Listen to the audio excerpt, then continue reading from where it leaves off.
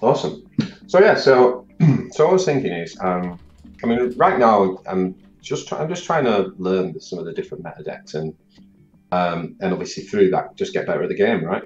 Um, so we did deep last time. I'm thinking like one of these two, sort of Ezreal is a really underplayed hero for me so far. Okay. But the other thing that I'm really interested in, so I talked to Guardia, I can't pronounce his name properly, Yeah, Guardia, quite Guardia. a bit. I think he's a really good player, Yeah, for uh, sure. and he's stuck with this deck, for example, for quite some time in the Jules Room Terror. But I saw a deck, and unfortunately, I don't know who it was that had it, but I don't know if they got to the final or the semi-finals again. I don't know if it was against you, and they ran this deck, which is, when I look at it, it's kind of doing what Idea's deck's doing, but it's kind of got Sejuani in it. It's kind of similar concept. And I quite like it. And for learning the game, it seems pretty good because it's got quite a nice curve and it's got a good mix of kind of like, the buffs with sort of damage, with board control, and then it's got the finish of Swain and Sejuani level up amazingly in this deck. Yeah. Okay, the difference is this deck is a lot mid-rangier. The other deck has more options of early game control and stalling until Leviathan and like making use of the Swain Leviathan synergy. Whereas this deck is a bit more aggressive, like not a lot more, but a bit more like aggressive and Nexus health oriented. I do have to say though, I remember Blaze in Azim played that against me and he lost 2 games, and afterwards he said he did regret bringing it to a tournament. What, this one? Yeah, that one exactly. So it was his Blaze in it. Yeah, that was it. That's who it was. So I think you can get to Masters with it without a doubt. I'm not sure if it's like top tier tournament viable. I do like the idea of Swain Sejuani a lot, and you have a good point that it's kind of similar to the Swain TF. But Swain TF is probably more like control oriented because it has more options of like AoE board clear basically with TF, more flexibility. The Keg Make It Rain or Keg red card combo is just so good against anything Demacia, Scouts, anything that goes wide against Endures. Also runs more card draw and everything, so... And it's more focused on those top-end finishers, right? Only one Riptide, but then again, it's more the Leviathan. He's looking to play Leviathan on 8 usually, isn't he? Yeah, it's good. It's quite a. I've played it a little bit. It's quite a good deck. It's Ionia obviously messes up Leviathan. Yeah, so I don't know. So I'm thinking we either do like that, or we try and build our own Sejuani Swain build. Or we just play as Karma. But what I would say is, and honestly, let you choose of those 4, because what's more important to me is that rather it be one that you feel like you can definitely help with, right? Like you feel really confident in those cards and that play. Okay. All right, especially if you say you need help on Ezreal, I would very much recommend playing Ezreal instead, because the Swain Sejuani deck, while it is not super easy to play, it is kind of more vanilla. Whereas the Ezreal mechanic kind of has a different game plan and gameplay in general.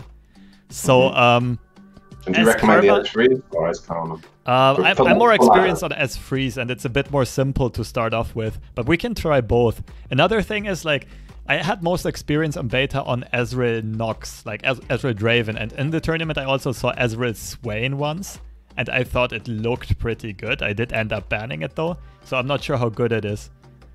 You could also play Ezreal TF with Bilgewater.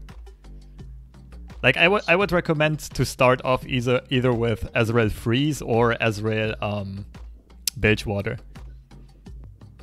For ladder, this is, yeah? Yeah, also just to get like familiar with the mechanics and everything. Okay. Ez Bilgewater, I don't think I've seen that before. That would be Ezreal Twisted Fate.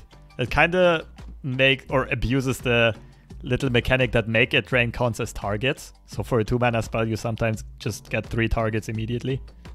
You can even run Slotbot in this deck, but if you want, we can just start on Ezreal Freeze and just try a bit of everything. So what makes these good for ladder then? What makes those two builds good for ladder right now, do you think? I wouldn't say Ezreal Freeze is great for ladder. It's more of a solid tournament deck to have an Ezreal deck without having to use Ionia. It was pretty okay in ladder for a while. Like I saw some people make like top 50 masters or so. Mainly because it was very good against Demacia. It should also be pretty good against the Nox Ashe deck, and it might be okay. It's like good against any of this mid-range board-centric stuff because of all the freezes and removal you have. And you have enough control to go over the top and outvalue them. I have quite a lot of that at the minute. A lot of Sejuani, Swainy type build, and deep as well. Okay. And a little bit of Demacia, so that might do pretty good. I mean, I'm mainly going to be playing on ladder. I don't have time to invest in the Taunters at the minute. But we could also try and build the Ez Bilgewater if you want, because I've not seen that one before. Okay. As you wish. You could also let me have a look at the deck list exactly at Ez Freeze. Yeah, Ez Freeze, which is this. We can change this completely. It looks pretty good. Isn't that like... Where did you get it from? I think I ran that. Probably you. I ripped it off. I ripped it off someone. I just ripped off the net deck. So, yeah. No, it's definitely it's fun to play, and it's definitely a solid deck. If you want, we can try running this a few times. Okay, let's try with this and then see, and then maybe you can have a think about what the Ez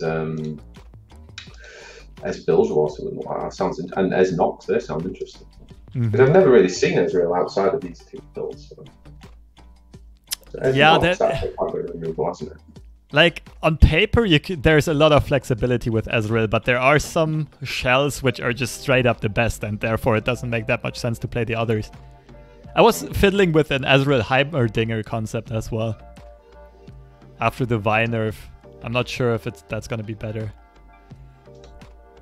So Hecarim. Okay, what are we looking for in the mulligan? What do you think? Oh, by the way, Coin Flip is saying hi. Win by Coin Flip. He said he used to coach you. Yeah. We had a session on the Ez Karma. We did a few games with Ez Karma. Cool. And that was like my first time really playing Ez, which is why I kind of want to develop this a little bit. So probably something like that. I don't know whether I keep Jump Wump or not. Yeah, I would kick Jump Wump because you run 3 trappers, which you really want in the early game. Everosan Marksman in that matchup might be good as well. There's quite a lot of Shadow Eyes and Ionia units that only have 1 health. There we go. Looks like a good starting hand.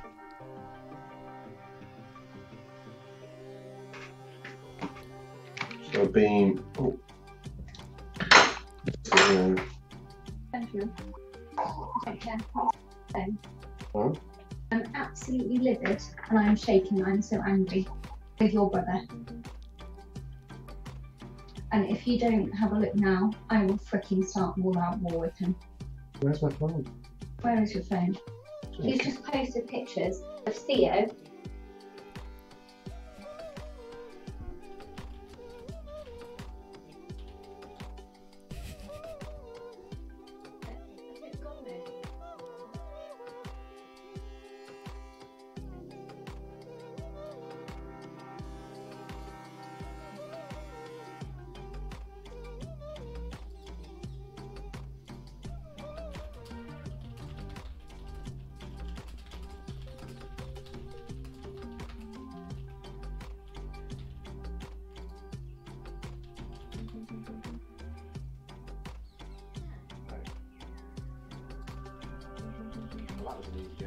Hello, I'm just going to grab my phone, just 2 seconds.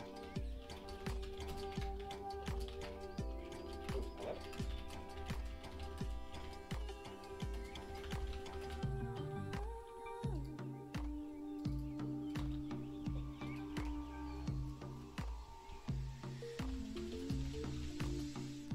Alright, we gotta wait a second, I guess, for BJ to sort his stuff out. He did tell me he he has a young kid, so I totally understand everything that's going on.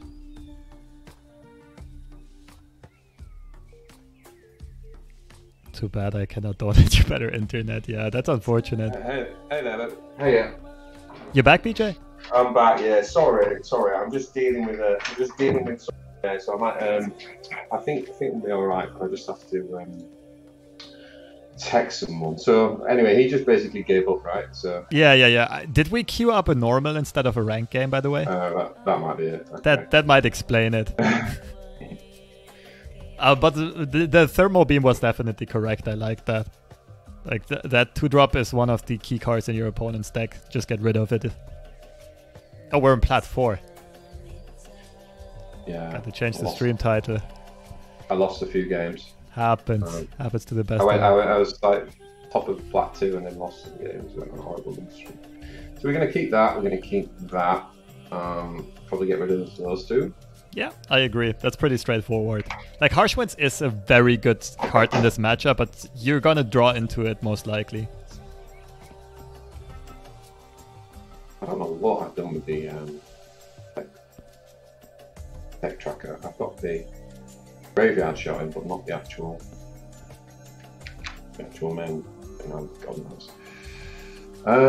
So we're on 2 mana up, so we don't kill that. It's passed. Yeah. Yeah, the gameplay against Endors is a bit peculiar, right? Because you need to kind of always gauge whether you want to remove something or not, because it makes their Endor grow. And like, you need to always assess whether it's fine to take a bit of Nexus damage while you're still going to be out of Endor range of your opponent. But yeah, this one's an easy pass. Sorry, I just sent him this text, so I got some of this. All good, all good.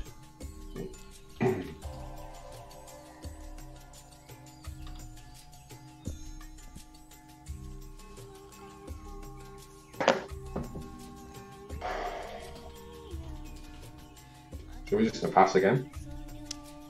Yeah, there's nothing like, this deck is super happy with banking mana. Yeah.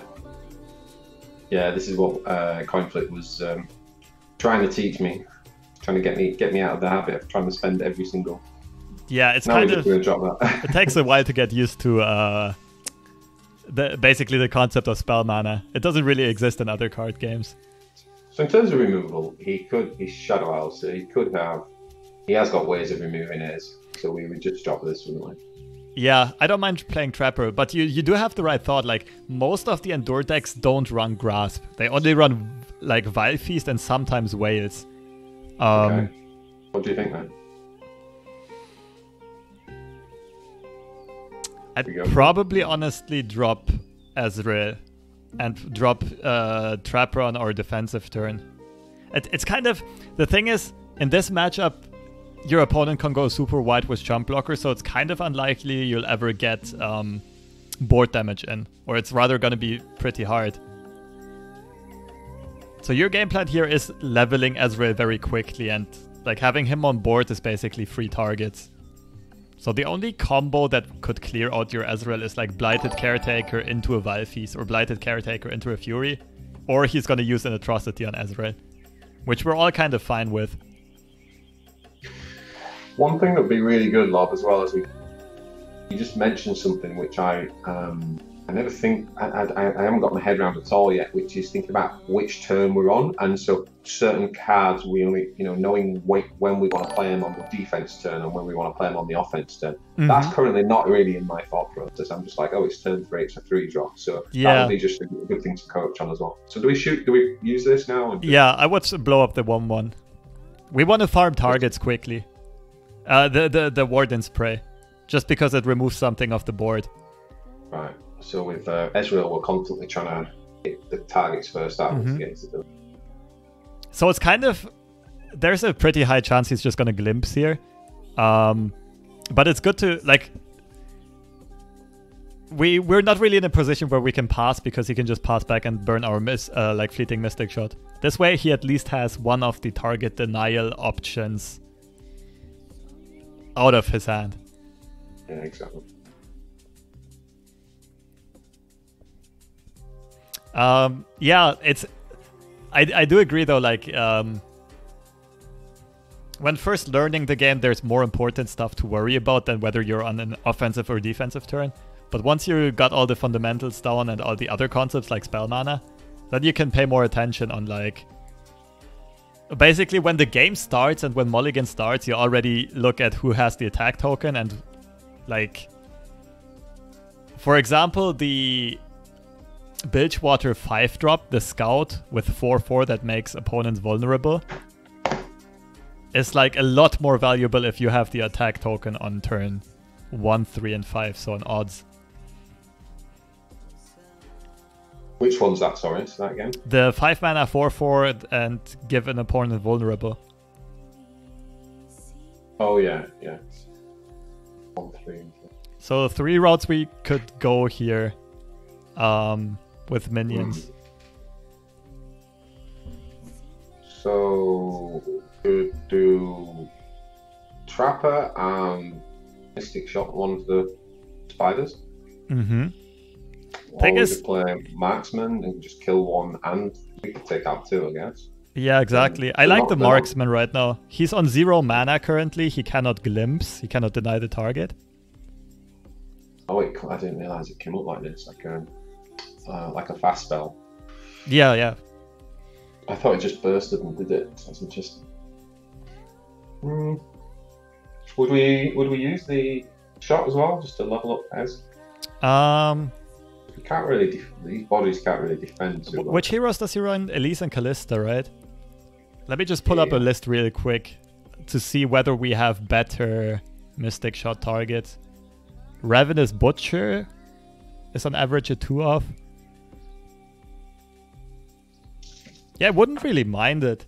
Like, the thing is, it often doesn't make a lot of sense to clear 1/1 tokens, but 2/1 tokens, it does make a lot more sense to clear them out, because if they obviously gonna hit your Nexus for 2, you don't run healing, so it's permanent damage. Whereas if you clear them, like, the Endure is only gonna grow by 1, right? Oh, the pass. Okay. I'd say we're happy with it. Unless we want to use the beam, I don't suppose we do. Yeah, like, it feels a bit greedy. The thing is, yeah, as long as we don't as long as we don't burn spell mana. Oh, what a pickup. That's nice. Still, I'm pretty sure you open up with swinging. So we swing with Ez, right? On yep. learn, and then we see if we get a free Mystic Shot. We should. Let's see if he's one of those weirdos who runs Grasp. If he does, he probably just got it last turn. This turn. Surely he would have just grasped last turn if he had it. Yeah. We don't really have any way of protecting Ez, do we, in this deck? Yeah, but we also don't need it. He's gonna use his whole turn on fending off the Ezreal. And then we can, for example, get the either develop Jump Wump or get the easy 2 targets. Like the free 2 targets with static. Like, I do have to mention though, most of the time you wouldn't play Ezreal early. This is one of the, like, you need to know the matchups where you actually can. Yeah, that's a big thing, isn't it? Yeah, okay. And if you're playing against a lad against Jank, but you have no idea, then you just don't play him. Yes, like, usually you'd rather want to refrain yourself from playing him unless you have 2 or 3 in your hand. But even, like, having multiple Ezreals in hand is super valuable Yeah. because they're gonna turn into Mystic Shots, right? And Mystic Shots is one of your main finishers. So I think we're gonna play this for now. Well, let's see what he does first. If he passes, we play it. Yeah. The good thing is now even if he plays Glimpse, we still have a lot of mana available to go over the top of Glimpse, to deny him the Glimpse.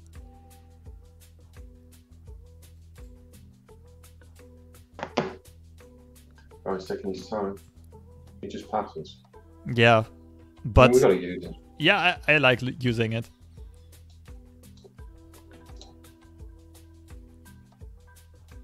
Like, in this case, it's basically a race to, like, if you get your Ezreal flipped quickly, or if he, like, technically he's the slower deck It's a bit counterintuitive, but you don't have great answers for the endures. So he puts you on a clock more than you put him on a clock, I'd say. To get your win condition quickly. Do we need to save the harsh winds for endure or probably yes. Or an archer? Yeah. Archer is great the turn like the endure is played, but harsh winds is still gonna prevent the atrocity. What is this guy doing? By the way, one good, like if you're tryharding, one good habit to get into is you open up a text document or you take a piece of paper and you just track how many minions you kill to know how big your opponent's endures are. Oh, that's a good idea, yeah. He's still thinking. Jesus. Yeah, he might be doing something on the side, I don't know. 3 out again.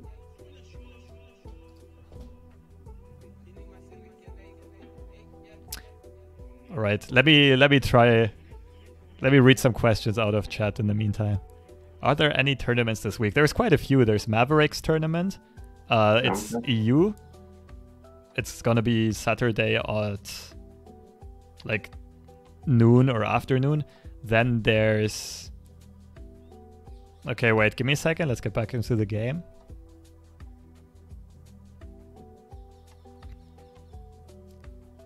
That's really odd in passing.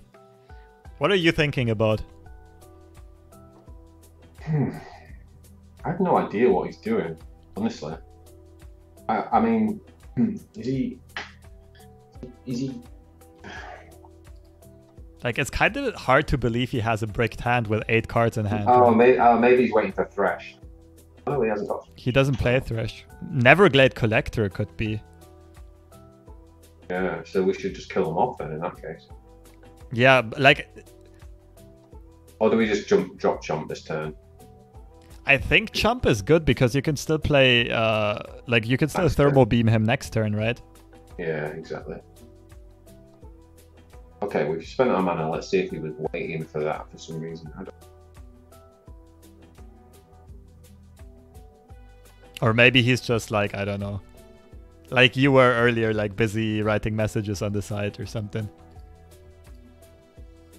Yeah. Yeah, to get back to the tournament question, there's Maths tournament on Saturday. There's another like German university student tournament on Sunday, like a qualifier, which I probably participate in. And I heard like Arja might be setting something else up. I'm not 100% sure yet though. It's just rumors. Oh, he does run Grasp after all. Why did he keep it so long? That doesn't make any sense. Because he's, well, maybe he's thinking we have some sort of protection, but we just let it go, don't we? Yeah, there's nothing we can do. But that's fine. So he's just spent his whole turn 5 literally only removing Ezreal in an inefficient way. Just pass? Or do we play one of these? No. Like, Mushroom Clouds are basically... You either use them as rummage fodder, or you use them as 2 damage burst spells once Ezreal is leveled. Yeah. Like, you don't really use them as mushrooms, you know? You don't really use them as just vanilla puff caps. Right. Yeah. I'm pretty sure that's what CoinClip was saying as well. Just in case he's in chat listening to this, pulling his hair out. I told you that! Yeah, I'm yeah, because it's kind of like you play Chomp, which is the card that you're paying for 3. It's giving you these 2 for free, right? So in terms of rummage becomes a 1-man just draw 2 cards essentially for free. With not really a drawback if you play it on those 2. Other than you play the 4-3 for 4, which isn't amazing.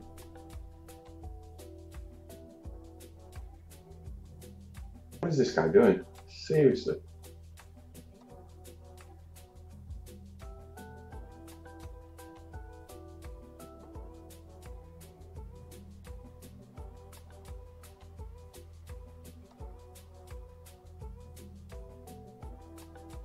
I might have lost you, Bob. Are you there?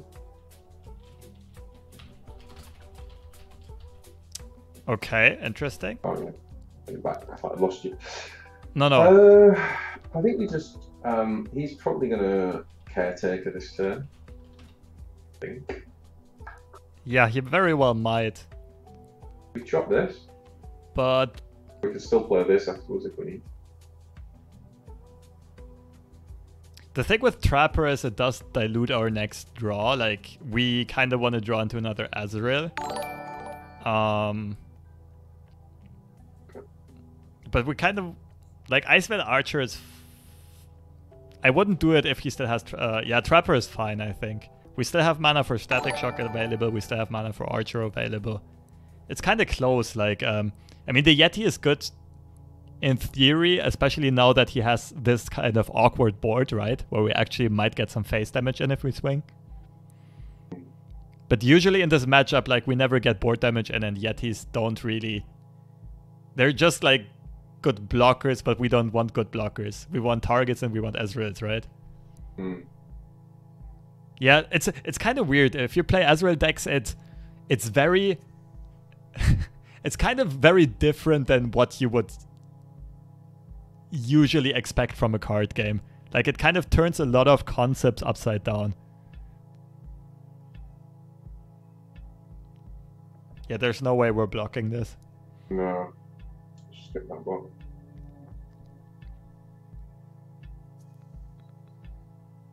Well, now that he used the attack token, I wouldn't mind the Static Shock.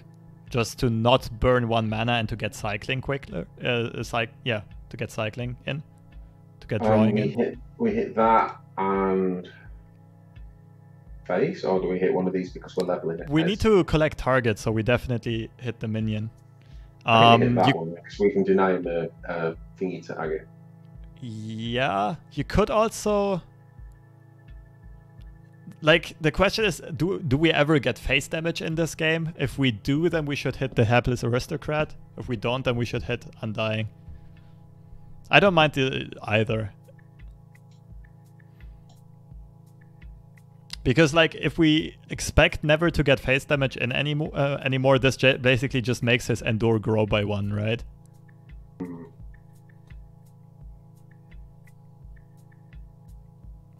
Did you see the Ezreal Draven mirror against BBG on my YouTube channel?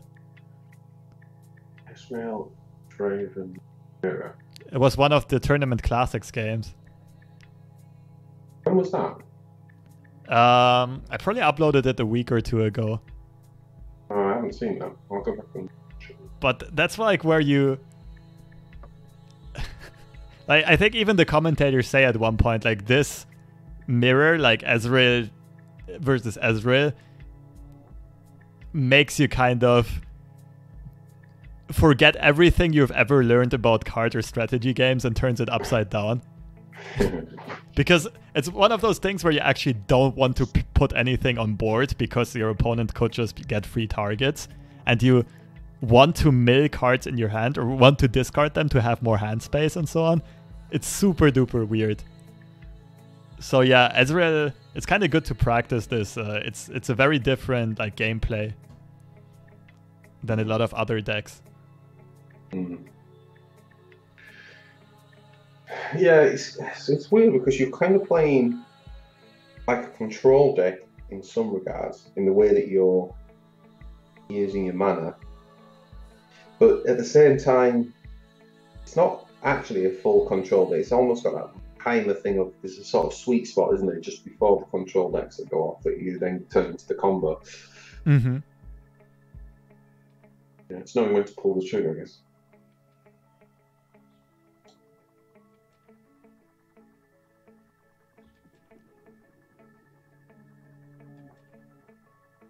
Oh god, this guy.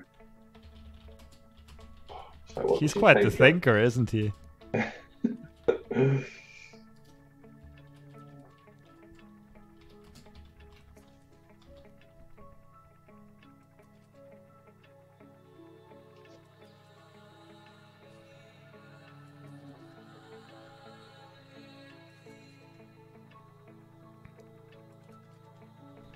Yeah, by the way, like, now that we have a bit of time to talk about random stuff, there are, like, this list is not refined yet, and there are quite a few interesting different tech choices you could make. For example, you could go with a coin flip mentioned it. You could go with a kindly tavern keeper instead of the trapper to have a more like defensive option that's better against burn and so on, and less impactful on board though. It kind of depends on what you're most expecting to face in the current meta. You could also play Everose and Sentries instead of the Marksman, for example, for more draw. It's a bit of a thing of preference. Like, we don't know yet what the best version of this deck is.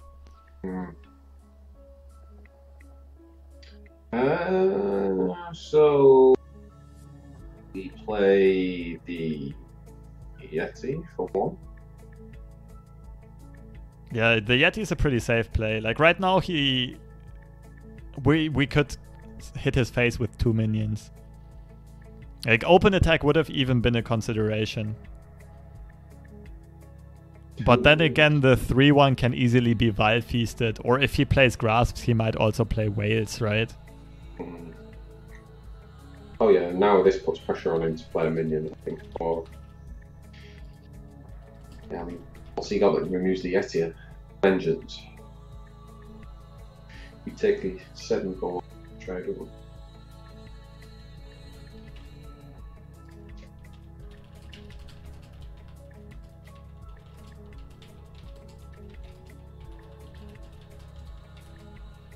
So in terms of freeze, we've got this freezes enemy with 3 or less health. Okay. We just made him use Caretaker on a defensive turn. That's really good for us. Okay. Right. Okay. What's our current game plan? Like, what are you thinking about our next move is? Like, I'm always thinking we just don't attack, because aren't we at the point now of we need to just burn him down? Like, we're going to have to get Ezreal and burn to win this. Yeah, it's pretty much true. Like, we will have to find Ezreal. What's our most efficient way of finding Ezreal? It's obviously drawing cards, right? And remember what I said earlier? Rummage. Yeah, exactly. Like, those are the 2 purposes of puff caps. Rummage fodder or thingy thing. So this is okay. Man, it would be much easier if we knew whether or not he runs Ruination. Because on paper, this is one of the few spots where it would actually be good to play Trapper, even though we're looking for Ezreal, because we have a big board advantage, right? And he plays Undyings that can't block.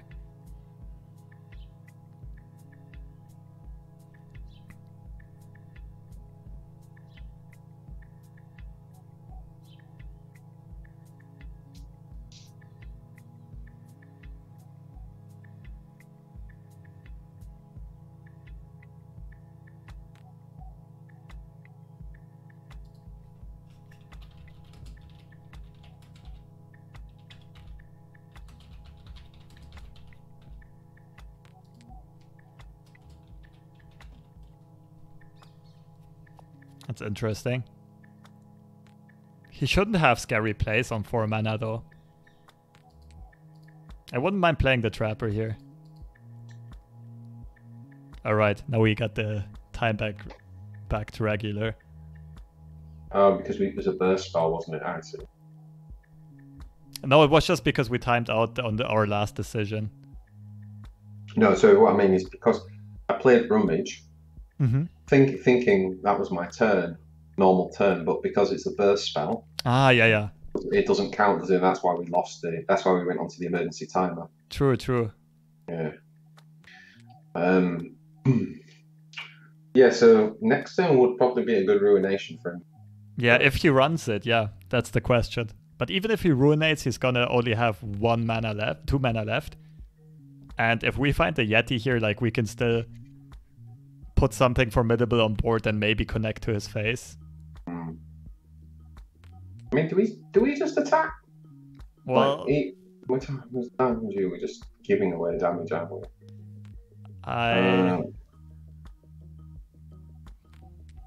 Well, we would clear 2. Honestly, I wouldn't. Especially if you can make him burn mana here, which he might be keeping defensively. The thing is, his main way of winning is a big They Who Endure, right? And we would give him like up to 3 extra targets if he decides to block. And another minion in hand from the Warden's Prey. That's true. And we're not getting anything because we have to do it through spells. It's like, it might pay off in long term because maybe on our next swing, that will enable us to connect. But we don't know that yet. Like, he might have Ruinations, he might just refill his board. Okay, so now he's going to target this. Mm-hmm.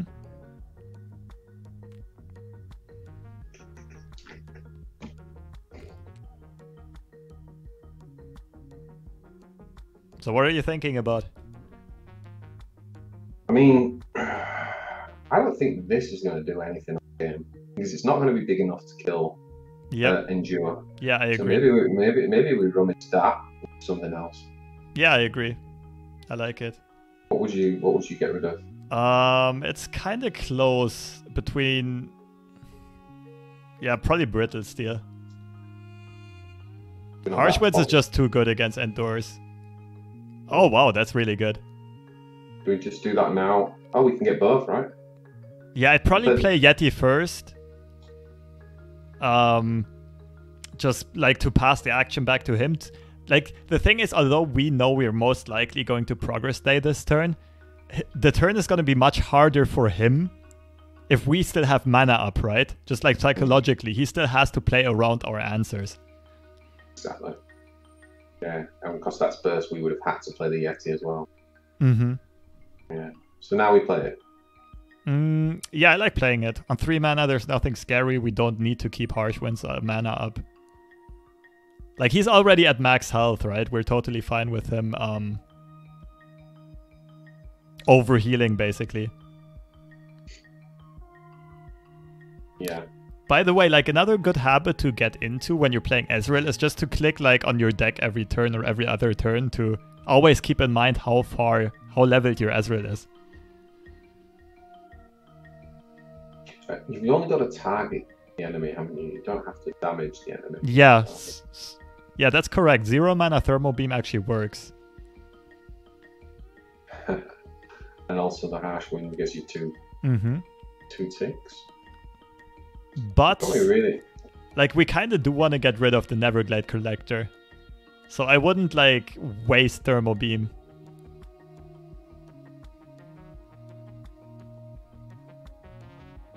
So would you block this, or? I don't think so. Well, did we pay attention to how big his Endure is gonna be? I didn't, I have to admit. We haven't, but that's why I'm thinking about maybe we need to block it. Because I think getting him down to counter 14, we're starting to get into range quickly. Yeah, but we do have 2 Harsh Winds and a... Yeah, I don't mind blocking it, like, if we don't know where it's at. The thing is, we're probably going to open swing next turn, and that does give him 1 value block. He can then clear out the Yeti with a 2-1. Yeah, okay, we'll let it through. We'll let it through. Maybe the thing would have been then to block it with 3-3. Yeah, but that's like serious negative value. Alright, let's see what we pick up first. Because it would be cool to get rid of the Neverglade Collector before attacking, but that would also allow him to just go super wide again, right? Yeah. Yeah, this thing has got to go. So annoying. I mean, another argument for not blocking would be that the Collector... Like, we wouldn't have stayed at 17, we would have gone to 15 anyway, right? And, like, we might not be able to clear the Collector out right away, and it is going to... Like, we're basically already in Endure range due to the Collector. You know what I mean? Yeah. Exactly, yeah. I've lost the list so many times.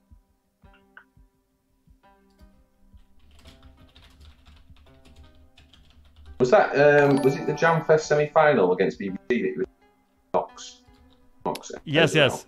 But that was like the last Jamfest before the launch of the game. I see.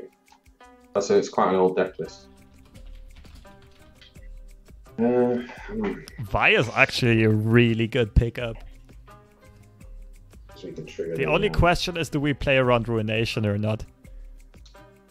Oh yeah. And the other question is, would Ruination really be all that bad?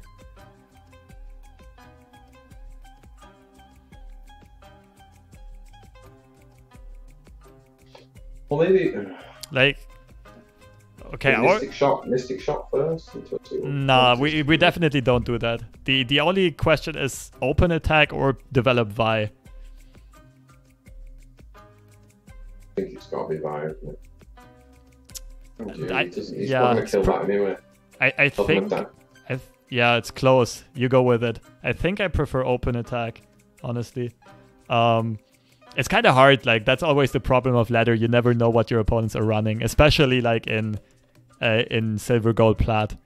Like, once you get to diamond and masters, the lists are usually going to be more refined.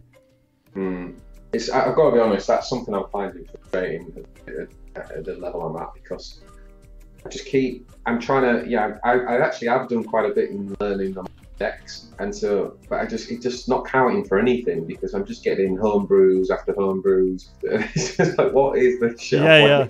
But usually, as long as you play like solid decks, you should be favored against homebrew, no matter. It's just like, it can be frustrating to play against it because you have no idea what you're up against.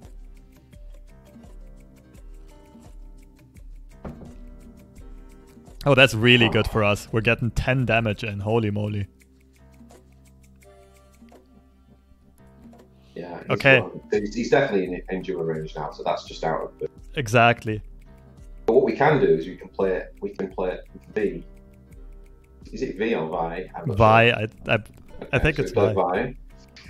We play Vi, and then we got 4 mana exactly. Yes, but look at his mana. Like, this is where we also need to really start thinking about our opponent's game plan. What could be his game plan this turn? So he's got 12, right? So he could play the endure, just hit us. So we've got to hold that back. Yeah. Yeah, he could not only play an endure, he could play endure and atrocity the same turn. Exactly. 12 mana. Yeah. So we might be forced into playing the Iceveil Archer.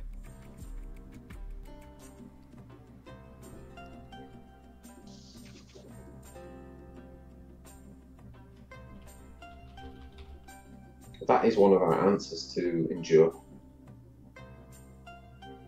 Maybe if he passes, we just pass. Maybe we just keep passing it back then. We can't. Putting Vi down doesn't do as much right now anyway. We can't challenge this.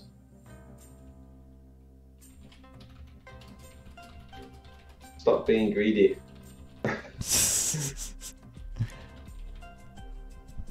Yeah, I mean, with the cards we have at hand, we can just play a very controlled approach. Okay, now I like the play. Like, he tapped out of mana for his like OTK. So Vi? He still has mana for Ruination up though. That's I'd probably pass once, and if he plays another card, then we play Vi. Sure. Because if he ruinates here, we really need Vi defensively. And it would be perfect mana as well. We could play Vi and Thermal Beam the thing that comes out of the Curse Keeper, right?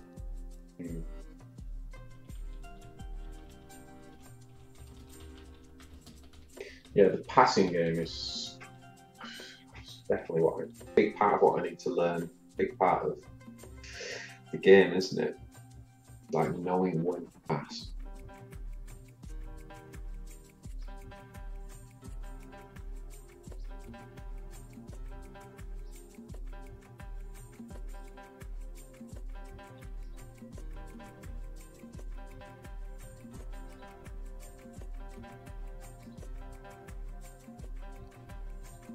Okay. Okay, now we're free, yeah. So now we're going to hit Vi, 3, Vi, 5. I mean, I like the name V more, actually. It sounds cooler. But like, I'm pretty sure the League of Legends character is called Vi, and right.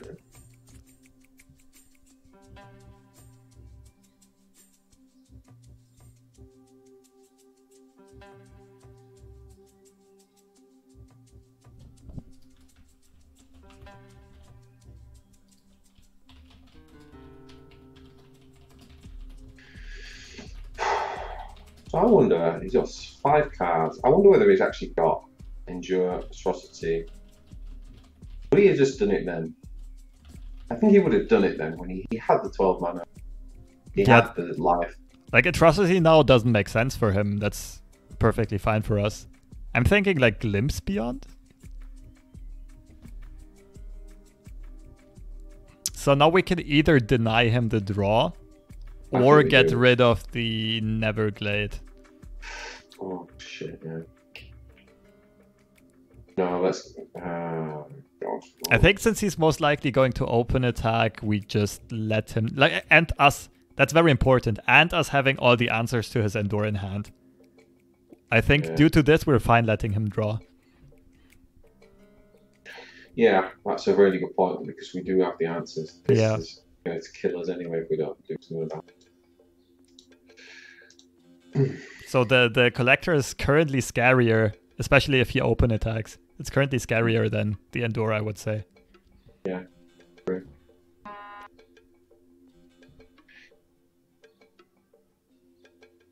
Yeah, the only thing is, it does... Once again? Yeah. Oh, well, we can do that. Oh, that's fine. That's fine.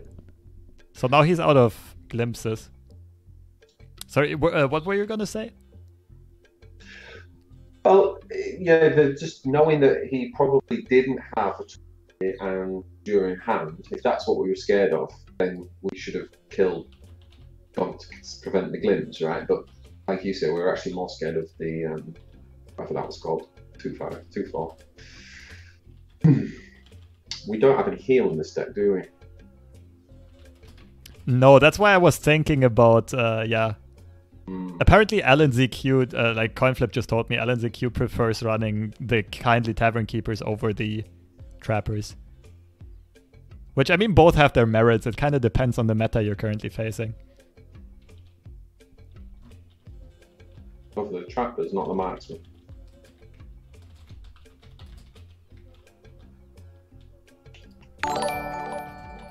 Okay, so he is back to 12 mana. So we've got to play around. We've basically got to play around Atrocity and Endure every turn now, haven't we? Yeah, but we're also pretty close to just finishing him. Yeah.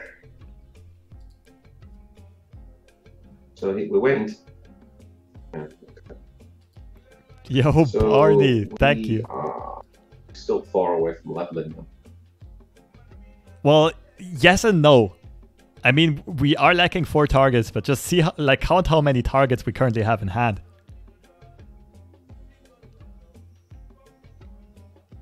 Yeah, 2, 3, 4, 5, 6, 7, 8. And Icewell Archer is a target too. So we'll get there easily. Yeah. Also, like, if we use the Static Shock and Harsh Winds as targets, we basically already have him in lethal range with the Ezreal. Do we need to drop Ezreal now then? No. You usually, most of the time, you drop Ezreal after he's flipped, especially now that we know he runs grasps, right? So do we just pass back here, or? Yeah, I would probably pass.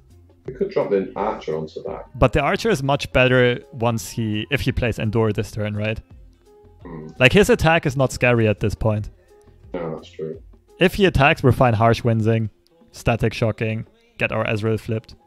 It is the good thing about the Ez decks is that you can be passive, right? Because because you're a spell-based deck, so you can kind of just pass back and I like that. Okay, so what do we want to block? We've got to block everything. We can't let anything through now, right? But we also want to level up Ez. Did you waste the Harsh Winds here? It's not really a waste, is it? Well, I suppose it's not in terms of the only thing we need to consider is as long as he has. Well, then again, he already used his attack token. He can't play Endure and Atrocity the same turn, so we can just use our mana. Yeah, it's fine. So we just hit that. And yeah, we assign blockers. Do we even need to block that now? Because we don't want to kill it. No, we don't. We don't. So you put Vi in front of the 2/2.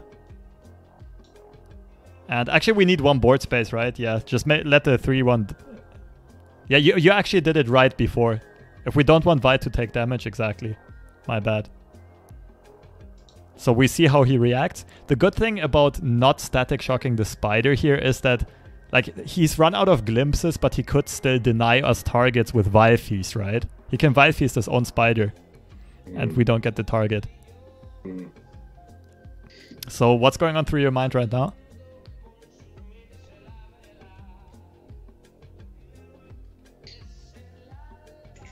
We've got to wait to see whether he plays Big Boy. So I think we could just pass. Yeah, but like, why do we have to wait for the Big Boy? Because we can play static and just level up. But can't we already do that before? So if he drops Big Boy, he can't do anything because he hasn't got the mana to. He can't attack and he hasn't got the mana, so we're not scared of Big Boy. Just play Static Shock and drop. Yeah, we might as well just play Static Shock. Like he's out of mana for double Atrocity. Like if he plays Big Boy, he can't attack anymore. He doesn't. Yeah. So I think we hit that. No, we need targets. We need targets. Oh shit! That and that. Exactly. I keep forgetting about the Ez thing. That's the whole point of doing that. So, if he wants to glimpse one of these, he's used 2 glimpses actually, so chances of having a third are low. But if he does, I mean, fair enough. Kill 4/4.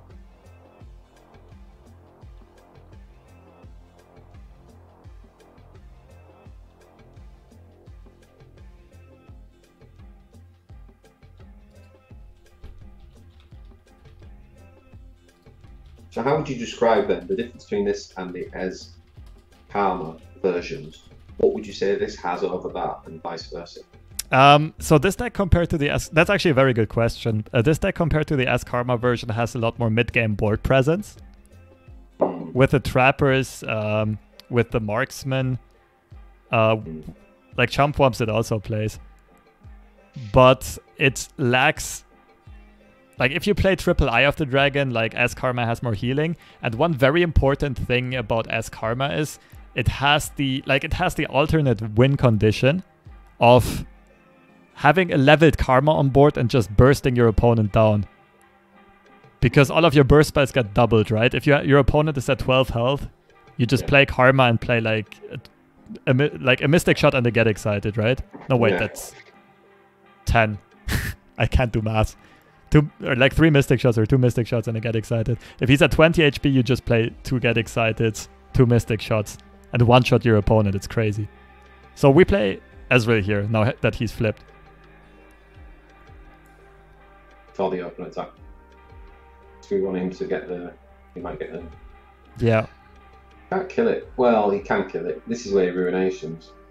Yeah, either Ruinates or he has to clear him with Atrocity. Or like a combo of Grasp, Wild Feast, Grasp, Withering Wail. But like currently, we have lethal in hand. Hearthstone lethal at least. So we do that. What does Vi need to target here, I think? I don't think Vi needs to do anything, to be honest. Huh? If you want to target something, like target the Mist Wraith.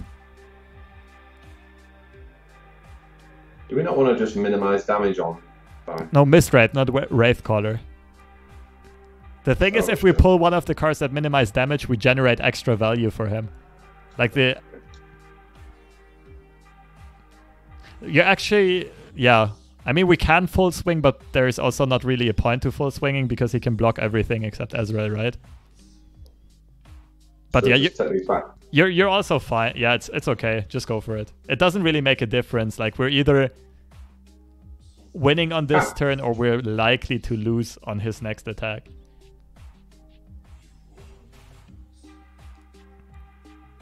So you're saying that all we're doing is kind of leveling up Endure. But then the longer term argument, if this game was going to go on, say, well, we've gained board control, we can deal with Endure when it comes down, and therefore our board might actually then end up winning the game, right? Like, yes. The next thing we might just have an open board, essentially an open board. Yeah, you do have a point, but you could also go the other way, right? You could also say, like, for his deck, it's super easy to refill the board, and we just traded some of our stuff away and can't refill the board, and he could connect to our Nexus with, like, even if he doesn't have Endure. Does this now go to the Nexus? Yeah, once Ezreal is flipped, most of your stuff goes to the Nexus. Got you. This is where we're also fine static shocking the Nexus, by the way. And right, got you. By the way, you're already doing a lot of things correctly, like forcing your opponent to react with Ezreal attacking. That's very important. Like, because if you just drop Ezreal and the first thing you do is Mystic Shot his face, your opponent can reactively kill your Ezreal with Vengeance and you don't get any value out of the spell, right? Whereas if you attack first, your opponent first has to react because otherwise you get an extra Mystic Shot and 2 damage to your opponent. It's just passed. Does he just think he's lost here? What? Yeah, you're just going 1 by 1. It's fine. So we're just doing Mystic Shot again? Yep. Not quite sure what his ultimate game plan is here. I suppose if he doesn't Vengeance now, then I just feel like he just hasn't got anything. But even if he Vengeances, you get excited over the top, and he needs more healing. Okay, sure. So there's some healing. So he can still Vengeance. Yeah, but you just keep going 1 by 1. Now, we've only got 4 mana left. So the question is, do we want to play Static Shock and do it next turn? Well, check the eye, see what happens. How much HP is he going to be at? 6. If we play that, it would be another 3, 5, so it'd be a 1. Yeah. Look, I'd probably like letting it resolve either way. Let's let it resolve, yeah. Because it passes initiative back to him, and you never know, like, sometimes people just randomly do stuff. Okay, he just passed again. Okay. I think, is he trying to, I'm trying to think what he's trying to do here. Is there a player where we overcommit and he Vengeances Ez so that the spell beforehand doesn't then get the 2 damage and then he survives his turn? Is that what he's thinking? I don't think he's holding back a Vengeance. He's rather holding back another heal. Because he would have Vengeance on your Ezreal attack if he had Vengeance. That's the only thing that makes sense. So why don't we just Static Shot? Yeah, I like it. I like it. Kill the spider and kill the Nexus. Yeah, well hit the Nexus. Exactly. Wishful thinking. Yeah, I like it. And then here comes the Vengeance. If he's got it all the withering. Okay, there it is. Yeah, that's fine with us though. Like, we have card draw in hand. We already have him super low. We have answers to his Endure. We're still very favored.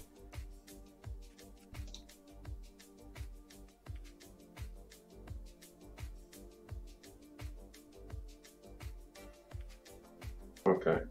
So we can't play this now. We can. Oh, we can if we play this, right? Exactly. Boom. Wow, 25, 25. Now that really is a big boy. Oh, God. He can also Caretaker it, though, now, to make it, or hit it with a, whatever it's called, that brings it back to life. He's attacking. Okay, what are you thinking? We got to block it. But why do we have to block it? The only way he wins is through this guy, right? Mm-hmm. If he puts us down to 6, maybe he could. Yeah, we'd have to block it. We don't have to block it. No, I agree. We don't have to block it. No, no. It costs us a minion, whereas like we might finish him with the open swing next turn. He currently only has 1 blocker on board, right? So do you think we just go for the 8 here? Because we think we're safe. Yeah, we're going for P-Day for sure, yeah. Yeah.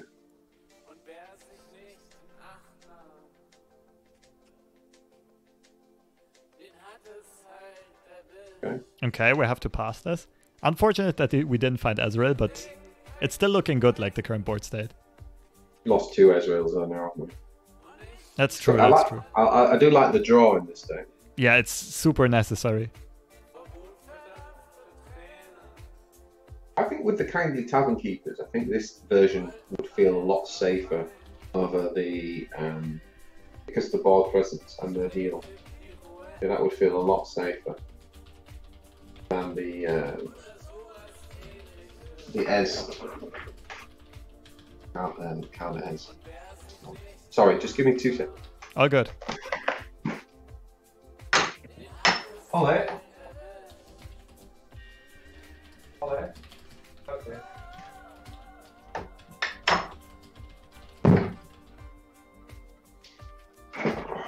Okay, we're just passing the turn now. Yeah, there's nothing left to do for us. Yeah. So let's hope to find something useful, but even if not... Oh, that's actually not bad. Drop that straight away. It beat any. I mean, okay. We even get a 7. It gives us another chance to get a progress state if we want.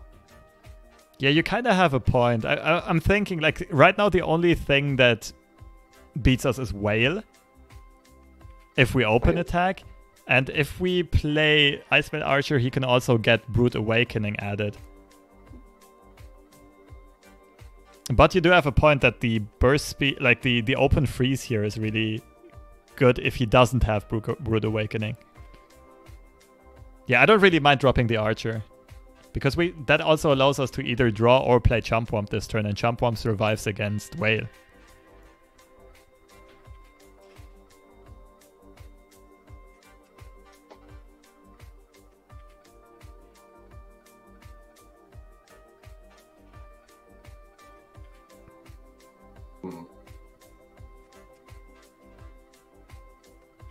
Okay, so he's out of mana to play Endure and Atrocity. That's always something very important to keep in mind. That means you can be super flexible this turn. Do we just open attack here? Well, we still lose to Whale though, don't we?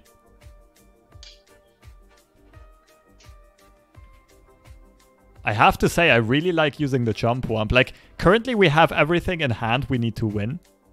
The only thing is still, like, does he have Ruination or not? Just means we can't progress there now. We lost that one chance to do it, but I see what you're saying. Yeah, but like this threatens him even if he has like especially if we gotcha the Mist Wraith first. He still has Ruination mana. It's a bit sketchy. Is it worth playing just Gotcha and Elise? We're not going to burn him down this turn anyway, are we? Mm-hmm. So we actually want to make the board more favourable, and the attacking place he hasn't got. Yeah, I like it. I like Gotcha on Elise. I think he got like even if he ruinates here now, like he's not very threatening next turn. Like the open attack with Undying would be annoying. Because then we would be at 2 HP and we'd have to watch out for Atrocity on any minion. But as long as we have 2 Harsh Winds, we don't really care that much about Atrocity.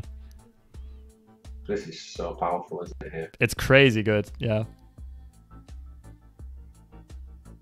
Do you need that Ezreal? I think we attack now, right?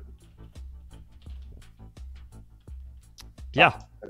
We could consider Thermo Beaming, but I don't really like it. Like... Like, our opponent plays so weird, that's the only thing. I kind of do like that, because... I kind of do like that, right? Because if he does Whale, that would have been a better move to have done that. Yeah, like, if we Thermo Beam here, we basically win even if he has Whale, right? Yeah. Well, not really. He can still block with the Endure. Actually, it doesn't change that much. I think I wouldn't beam yet. You just open attack. Wait, give me a second. He'd only have one block. He'd only have one blocker. Yeah, but he can block Vi and only Chump Wump gets through. And he'd be at 7 HP. I mean, both are fine. I don't mind Thermo Beam.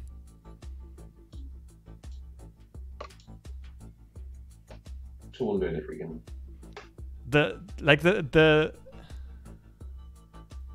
Okay, there we go. Yeah. The reason why like I kind of also like being restrained with Turbo Beam is that it improves our, like we have 12 mana available next turn instead of just 10. So if we progress day and find Ezreal, we're very likely to be able to kill him. Wait, I just did that wrong. It's fine. Like usually you just pull the Endure, but yeah, in this case he has to block Vi anyway. And we level up with Vi, which is nice. Yeah. It's pretty useful actually. In this deck you win quite a lot with... We're probably going to win here, I think, because we're probably Harsh wins now. Harsh wins again on our turn when we attack and just win through a leveled up Vi. Yeah, we... Plus the... Oh, that's a good pickup too. Ooh. Yeah. Okay, so he's got initiative. So let's see what he does. Okay. Oh no, it does too, doesn't it? Okay. Yeah, but I'd probably pass first. Just make him attack first.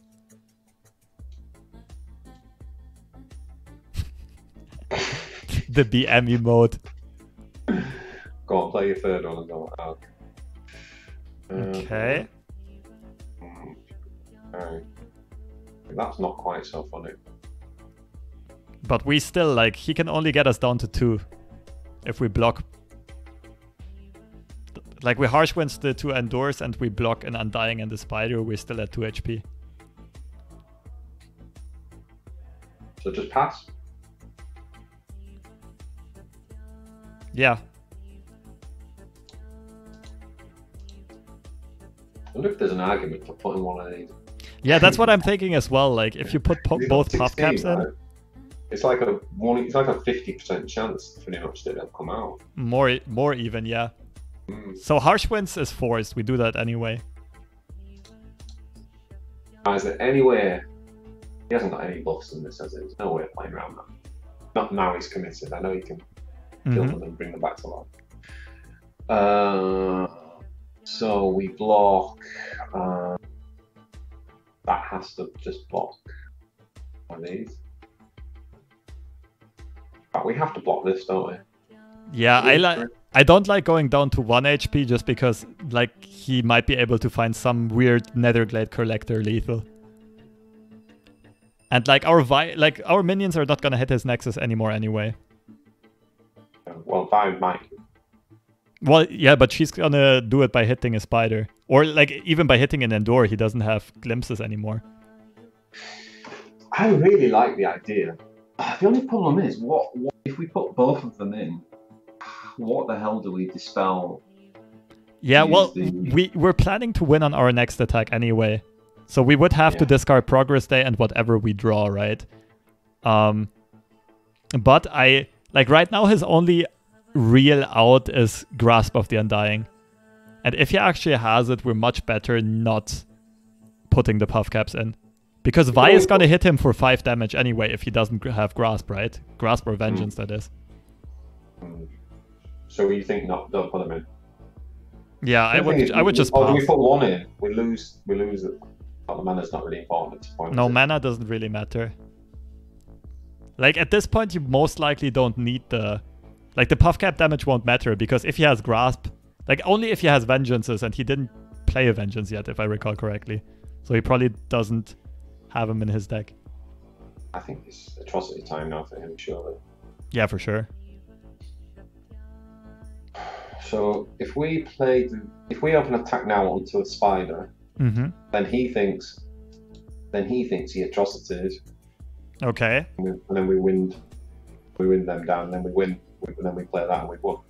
Right. Is there any downside to pulling the Spider? Downside to pulling the Spider. Yeah, he could Vile Feast himself. Exactly. So we have to win on this turn, right? So we just pull one of the beefy targets that he can't deny. So we just pull this guy. Yeah. Like, check the eye, check if the damage actually goes through. There we go. That's what we need. That's all we need. Do we do wind? Not yet. Because if we use Harsh Winds preemptively, he atrocities the Undying onto our Nexus. And we just lose. So if he heals by 5, it doesn't matter because we're through, aren't we? Yeah, it's very important that we have mana for both getting... Shit. That doesn't matter. It's very important that we have mana for both Get Excited and Harsh Winds, right? So even if he heals for 3, we still have it. How do we do this then? Because we've got to... So can we do 1 Get Excited? Yeah, you always like start out slowly. Scared. Unless, like with Ezreal Karma, you sometimes have the situation where you just want to fill up the line in the middle, right? Because only 9 spells can be queued at the same time. Right, I see. Yeah. There we go. That was a very good game. Very nice and controlled. Yeah. That was yeah. I mean, he played it pretty well given the hand that he had as well. Certainly took his time. So what was the... Do you want to have a look at the Nox or Bilgewater? As you wish. We could do another one of those. We could refine the deck a bit. But we could also... like the Bilgewater is actually pretty common. I think Alan recently played one with Slotbots, which seemed to be doing quite okay. If you want, I can like try to find the list. If we were going to refine this freeze, did we think talking about the 3-drop, weren't we? Kindly Tavern Keeper. Yes. Well, there's a few things you could do. I'm also not sure, like if you really want 3 Vice in this deck, or if you would want like to swap 1, 2, or 3 of them for Sejuani. Because Sejuani is like this list I played pre-nerf, right? And Sejuani is also a target and can threaten overwhelm Nexus damage. It's true, yeah. But then again, the synergy with Vi is like if... Like, Vi has synergy in 2 ways. Like, if Vi is flipped, all the future Vi's are also gonna connect, like, deal a lot of damage. And the other thing is, Vault Breaker can be so useful in this deck, like Vi's hero card. Yeah. Because it's an infinite resource once Ezreal is leveled. You can just get like 4 free burst spells in the same turn. So maybe we go 1 Sejuani, 2 Vi. Yeah, I wouldn't mind trying that out. And then you've got three Tavern Keepers in. Because I guess what we lose to is getting burnt down too early. We're actually good against the kind of slower decks, aren't we? So Tavern Keeper's not bad. It's what we do. Yeah, like then you kick Trappers for sure. Like Trapper's main purpose was when everyone was playing Demacia or MF Scouts, stuff like that. And now that a lot of people are running MF Sejuani, like getting the Yeti is still very good, but getting the Yeti yoinked is an insta loss. That is true. So maybe that. Another like flex spot would be like fitting sentries into this deck would be really nice. It's kind of hard to say what to cut for it though. Like in theory you could cut Marksman, in theory you could cut 1 or 2 Get Excited or Gotcha. But I'm not sure if sentries are actually better. I have to admit. Just gives us that extra bit of cycle, doesn't it? Yeah. I'm not sure if this deck needs it though. That's the thing. That's quite good. It does have 3 progress days. I mean, you could drop 1 progress day. Yeah, but that kind of defeats the purpose, I think. Also, we would need to like cut 3 cards total, right? If we want to play 3 sentries. Yeah, I don't think we're going to play 3. What do you want? Someone's come to say hello. A bit of gaming. Okay, do we drop? So do we need 3 archers? It does target though. Archery is good. Archery is good. It's pacifying, which is what we want in this deck. This is really just cycle. But did we ever? Are we worried about running low on cards in this deck? So maybe it's not right in this one. Rummage into them. We've got quite a lot of draw actually. Shocks. I don't know if we need it actually. Did Alan run it in here? Yeah, I would try it without Sentry. The thing is, technically, due to not playing Trapper, we're already drawing through our deck a tiny bit faster, right? Because Trapper puts an extra card that we don't need for our combo into the deck. So maybe this is already good enough and we don't need any Sentry in this. Try without it. Like, yeah, you can definitely try that. And if you feel like you're lacking draw a lot of times, then you can like either cut a Gotcha or a Get Excited or a Marksman for 1 or 2 sentries. Yeah, I think it would have to be Gotcha. In fact, do we want to drop a...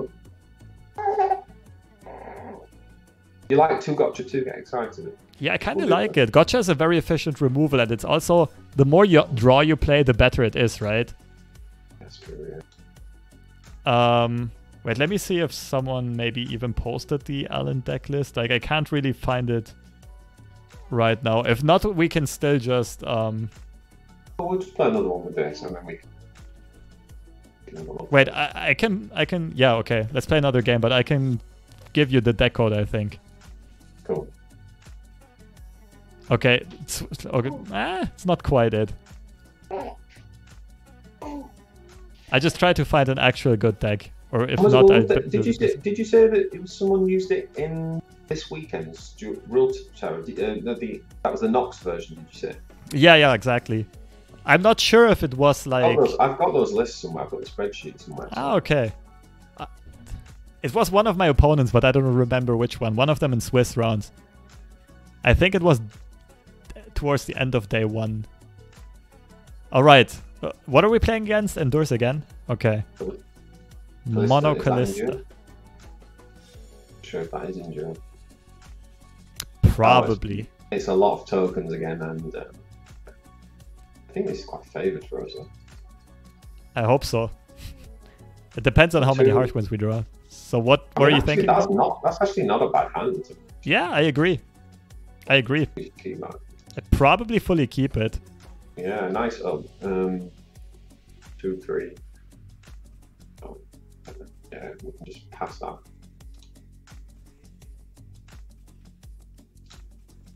Oh, good. This guy plays a bit faster than the last one.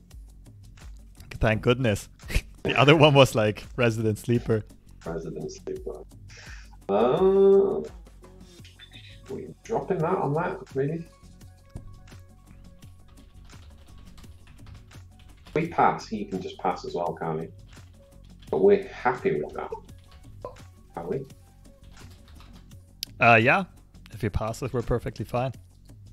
Yeah, you're learning. You're learning this passing stuff. I am learning. That's good. Although that doesn't help me much. Just feels so bad to drop that. 1-1. It feels so bad. Yeah, I wouldn't use it.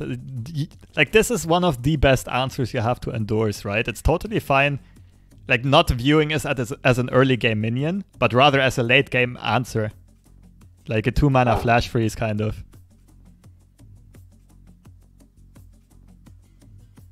So we could actually Mystic Shot Kalista and then just Static Shock both. Yeah, we have a lot of ways of dealing with it, but if you want to use Static Shock, I'd use Thermo Beam instead of Mystic Shot afterwards. So use the Static Shock. Yeah, I don't mind it. I have to remember, I've got to tie. I keep thinking, keep wanting to hit the nexus for something. Okay, hit the minions. And then use the beam. Finish it off. That's okay. Now we have to Mystic Shot. Yeah, that's true. Oh, that was actually, I was kind of not paying enough attention. You were right about it, like... The thing is, turn 4, if he drops another one, we could always beam them. That's 2 clicks. He's only got 2 more heroes left. Oh, good thought, bye. Oh, please drop. Please play Kalista. So we kind of want to pass again, don't we? Yeah, for sure. This is crazy. We have a very reactive... Ooh, there you go. Oh. Easy. Oh. Snap. Clutch gotcha. Like, it would have also been a consideration to drop Ezreal here, right? It's one of those decks. Like, this looks like a faster version. It plays Curse Keepers. most likely doesn't have good answers to Ezreal. What he does run, he runs Rekindlers. So those Kalistas are coming back. Ah, you think he does? Okay. Yeah. There's a lot of versions of that combination, so... Just pass there, I guess. Yeah. Passing is perfectly fine. And V is also now up to 5-4.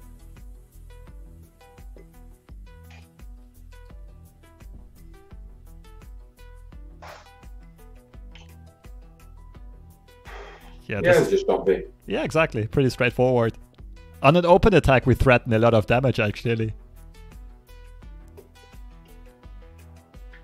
I think we killed that, you know. What does it accomplish? Well, we're denying the value, right, of whatever he's going to play. Okay, so there are situations where I agree, but like if he would have had a way to pop it, he probably would have done it because it was his attack turn, right?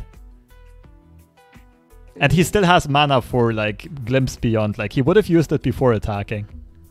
So you think just don't block? Yes, because if you pop it, you don't get the free 5 damage to his face. That's very big. I mean...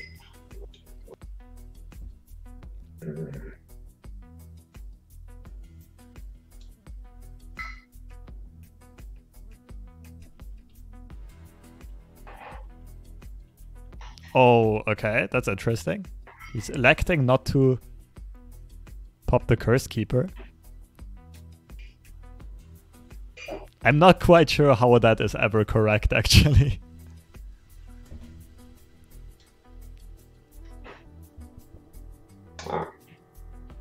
We could... Like, this is one of the spots where low-value Thermal Beam is probably worth it. To give it, yeah. He doesn't have mana for Vengeance next turn. We don't even know if he runs it.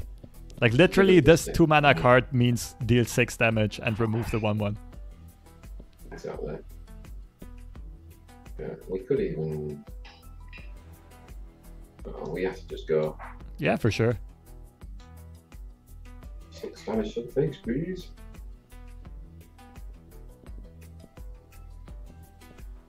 Or is it? How does he remove that though? No, he doesn't. Well, go for it, sure. Finds answers and builds endure.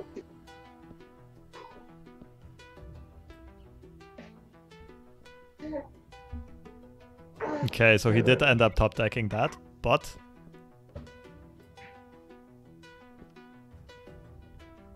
Okay, so what are our options here? What do you think? Right, so... Already attacked, so there's no point dropping Ez here. No point dropping Archer. There's no point dropping... Let's see how far Ezreal already is. With leveling. Okay. 5. So 6. 7. 8. You could level this turn, but is there any need? Nah, I don't think there's merit to it. The thing is, I kind of like Marksman onto the 4/4 to get it into blocking range. Okay. And we even have, like, he's on 0 mana, we can just Thermal Beam it down. And Ezreal is already going to be at 7. Did not see that play at all. It's good. It's very, very good. Yeah, and we can even, like, the 3/3 can get, like, blocked by our 3/1 if we want to protect Actually, Vi. this card is pretty good, because it does have very good synergy with him. Mm-hmm. Yeah, it's a very good way to manipulate the board. It's very meta-dependent, though. Yeah. Ooh, okay.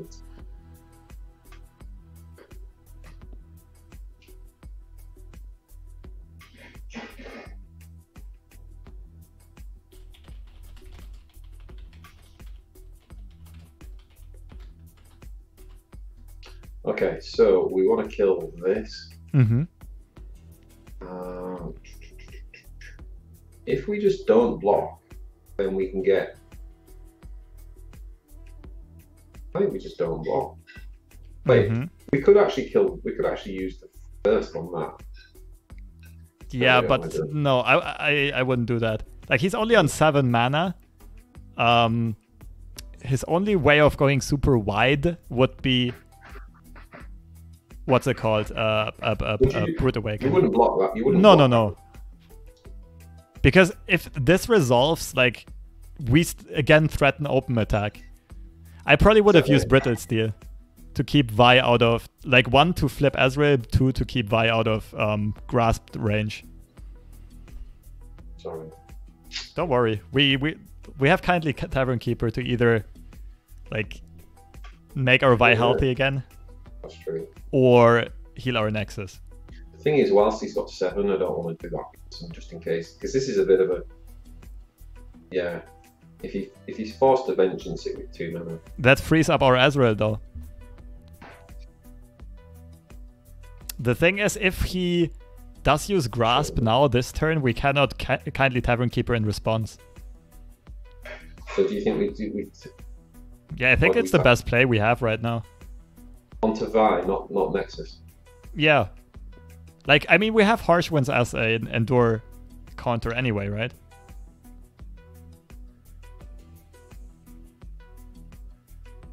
If he plays Endure, we play Ezreal. Okay, he's running it. Okay, technically... Oh, alright, I'm actually thinking, like, what's your thought process here?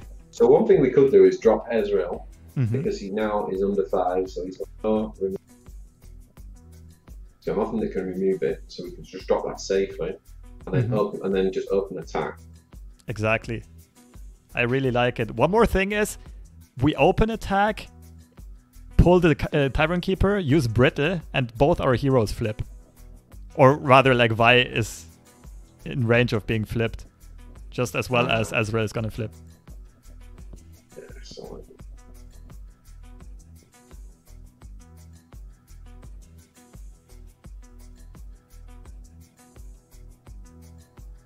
Oh, you go.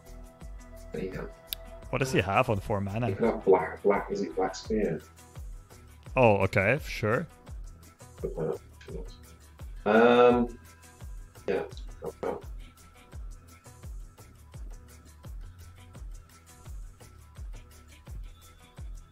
Just pass now. Give us our turn. Right, so we're going to attack with this. Yeah, this open attack is really good. Attack with the right into this. And attack them with everything else. And freeze. That, by the way, is why we didn't block the Undying. Like, if he doesn't have a way of going wide, we get extra damage and due to having 1 more minion on board. Okay. And now that he's flipped, we can start putting these mystic shots into face, right? Let's first see what kind of answer he has. Probably like Grasp plus. Okay. Oh wow, he actually elects killing Vi over Ezreal. I think that's a mistake by him. There's nothing we can do there, is it? No, but we don't have to do anything.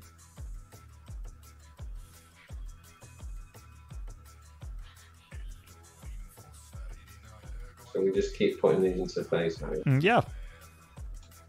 That's the Ezreal lifestyle, baby. Can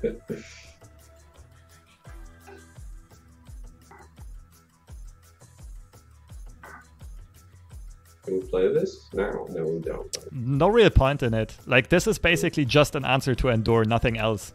Do we play this to heal our... Yep, I like it.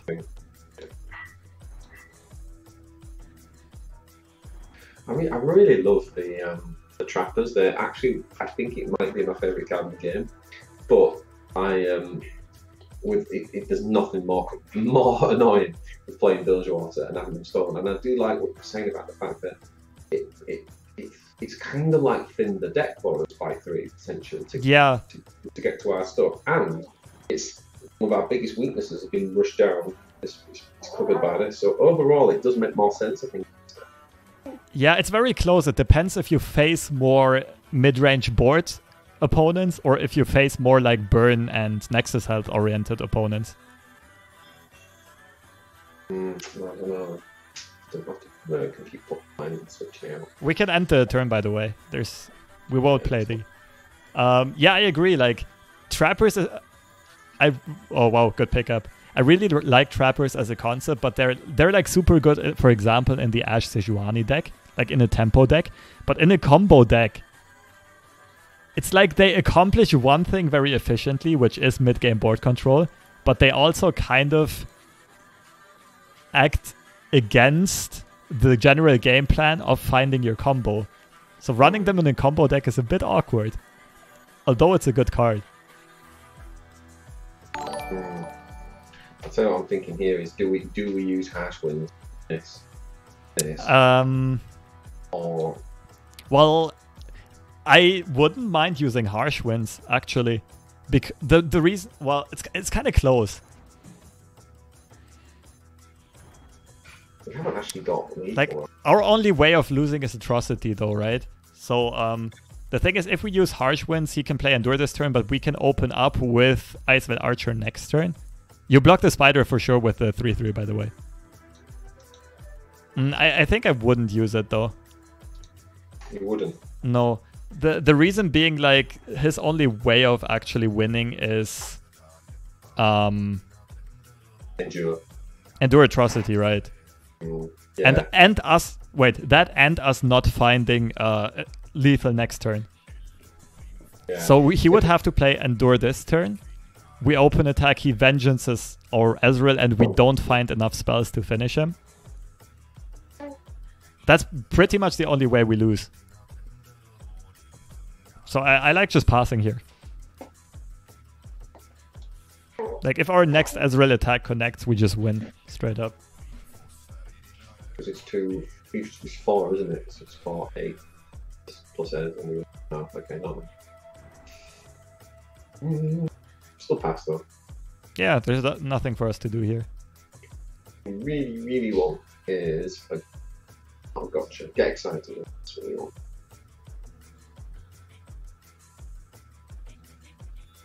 Or a jump. Please no vengeance. Well, even if we have another Ezreal.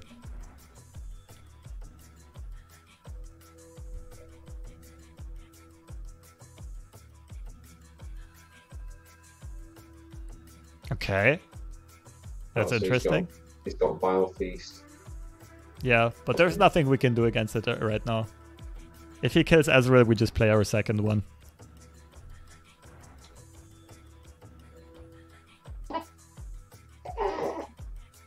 That's actually fairly smart by him, though. He's forcing us to attack first. So what are you thinking right here? Well, what I want to do is play Chump. Yes, exactly. So we can burst. Yeah. But obviously, we don't get the shot, but if we attack and that gets killed, then we lose out on the burst, so we should definitely do it. Yep, agreed.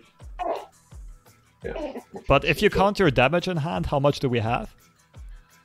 So we're going to have 2, 4, 6, 8. 8. And Harsh Winds is 10, technically. Harsh Winds is 10. Yeah, so we shouldn't go all in. Oh, wow. What's happening? We just got Hearthstoned. What was that? Oh, I see. So he's blocked us. Okay, this makes things a lot harder. Oh,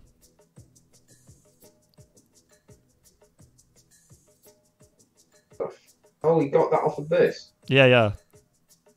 I'm thinking whether or not we Icewell Archer that thing. Ragnaros and a half, that wasn't it? Yeah, Archer that, yeah. But, like, our Ezreal still won't hit his Nexus anyway. Whenever you need extra time for thinking, by the way, you can just put in one puff gap and pass back to him. Teaching people how to rope, lul.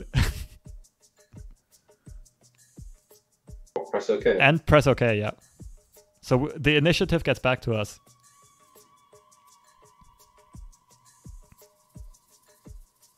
Because the thing is, as long as he doesn't threaten to kill Ezreal, we don't really need to do anything. But we still need to find either more card draw or more spells, like any kind of burn spells. Okay, that's actually really good for us, because now we know we can just replay Ezreal. So just press OK. Yeah, it doesn't matter which order you do it. Like, our play here is gonna be Ezreal and Puff Cap.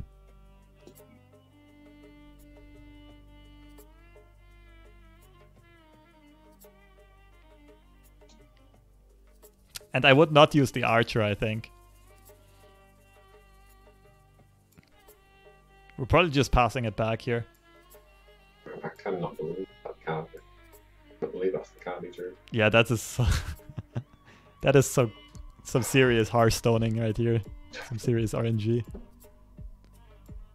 Okay, end the round, yeah? Yeah, let's hope to find some draw. That's unfortunate. Well, it might let him if we get to next turn. Yeah, if you open swings, we're fine though. Like we can harsh winds defensively, but like if he plays Endure, we can still answer it with Ice Veil Archer. But still, we need to find like a progress day or something soon. Okay, this is what we kept Archer for.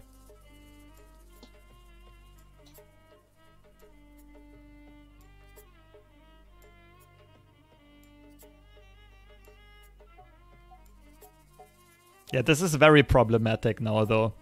I think we lost to this. I think we literally... Yeah, because if we use Harsh Winds, we can't Harsh Winds the next turn anymore, obviously. But if we don't, we lose our Ezreal. Damn, that high roll was so good for him.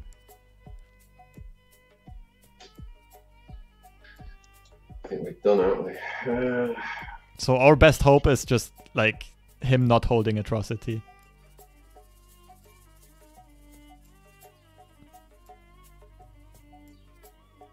So we've got to do it, haven't we? Yeah, I think we have to do it. Exactly.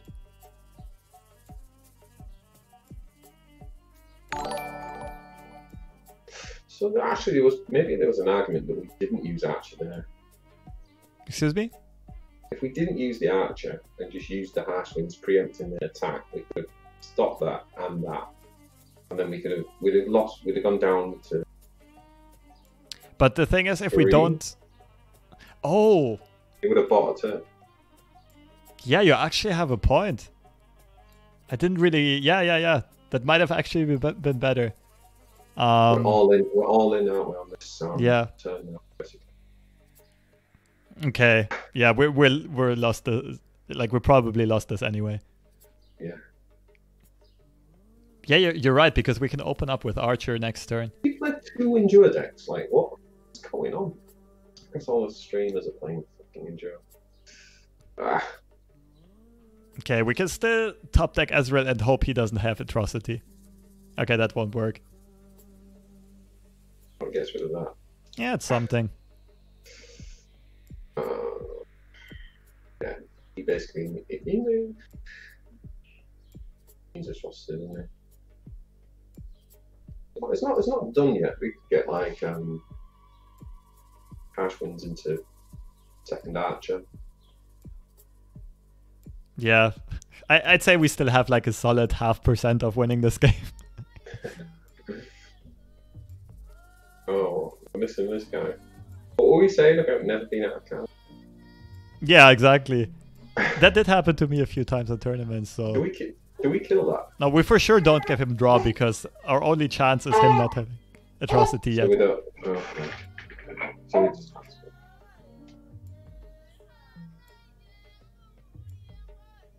So, oh damn, this is rough. We do kill Kalista, however, because now his board is so wide, he's really threatening us.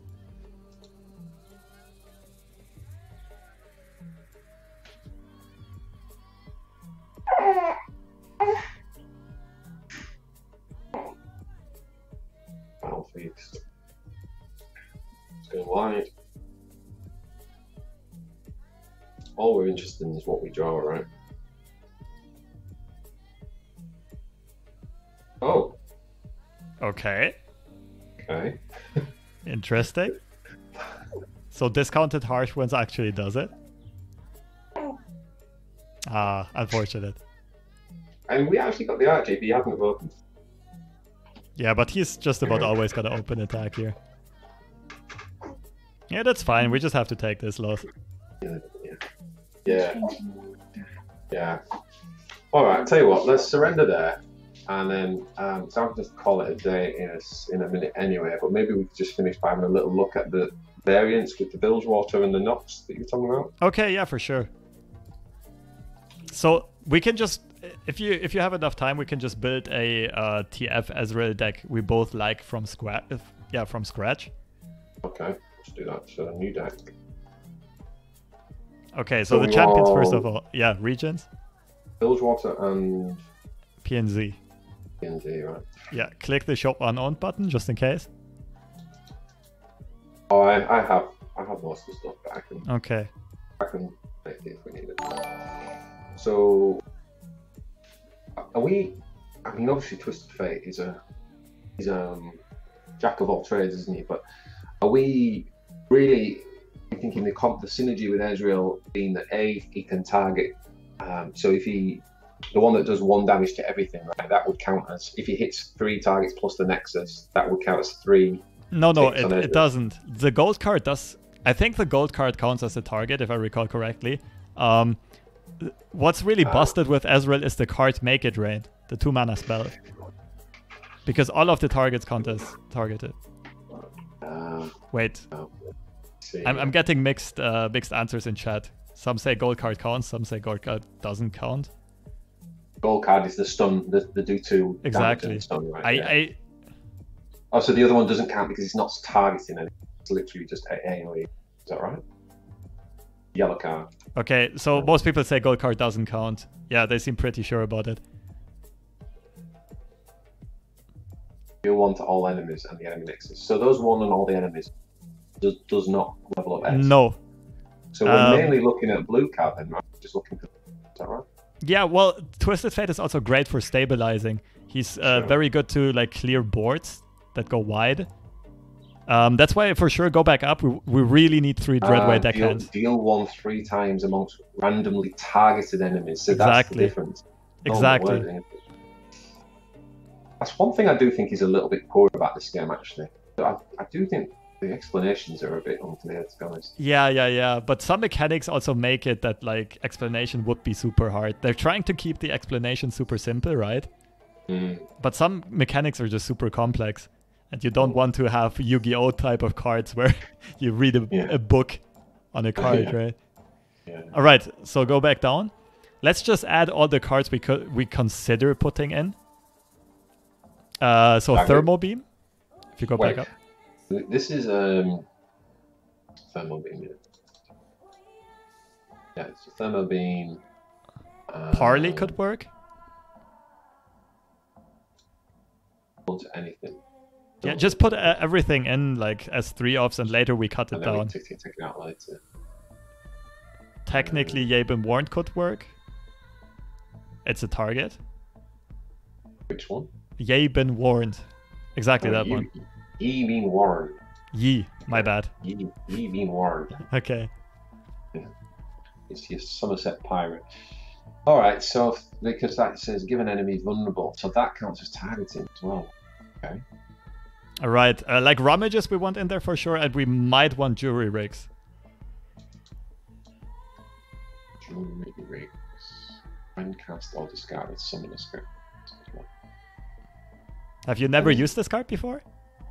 No. It did. Yeah, I actually, it has fallen way out of favor since the launch. What's so good about it? It's a rummage fodder, and it's a burst speed blocker. That's very important. If your opponent open attacks, you can get an extra blocker at burst speed. Right, I see. So we can think about adding the Yoing concept. It's kind of unusual, but if we want to run Slotbots as well, like it's very good for leveling up Twisted Fate and for making Slotbots grow. So now we want the market. Yeah. And later on we find pilfered goods. The real one. Yeah, Mystic Shots has to be included. And we also want... none of that. Exactly. Let's play Slotbots. Let's play Slotbots. Yeah, if you want Slotbots, I'm still not sure. Like, if there's a deck that could use them, it's probably this one. I'm still not sure if it's the really good card though, Slotbot. Is this card any good? Because a lot of the time we can't seem to get through to get damage on face, right? And it's the way of doing it. Yeah, but it doesn't really synergize with No, the rest of the deck. But this does. Chump Wump, yeah, gotchas.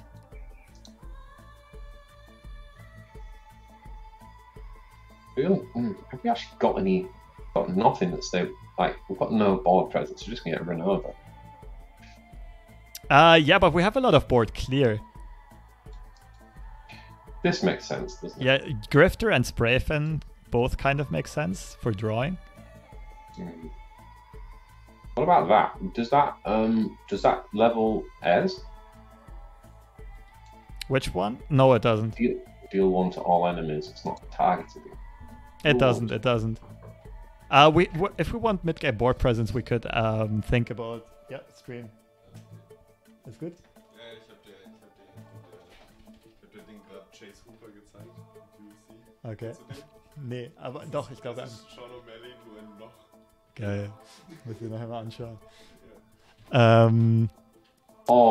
Petty officers you could add.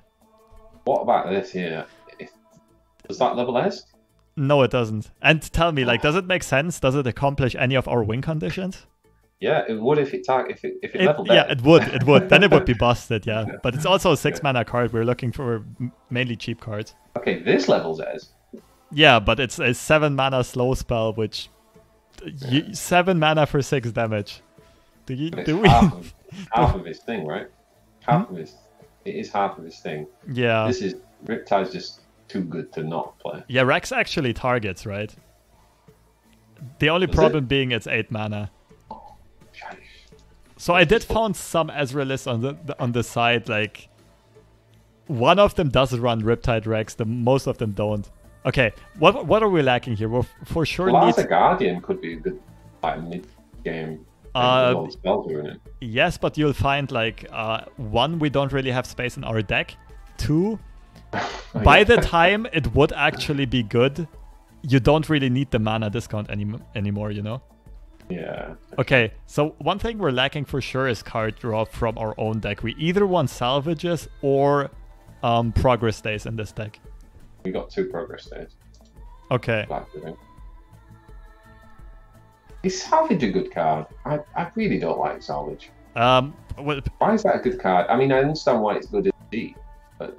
Any card that says draw on it is probably good. Well, the reason being, if you really think about it... It's 4 mana, you're replacing yourself, so it's basically for 4 mana you're drawing 1.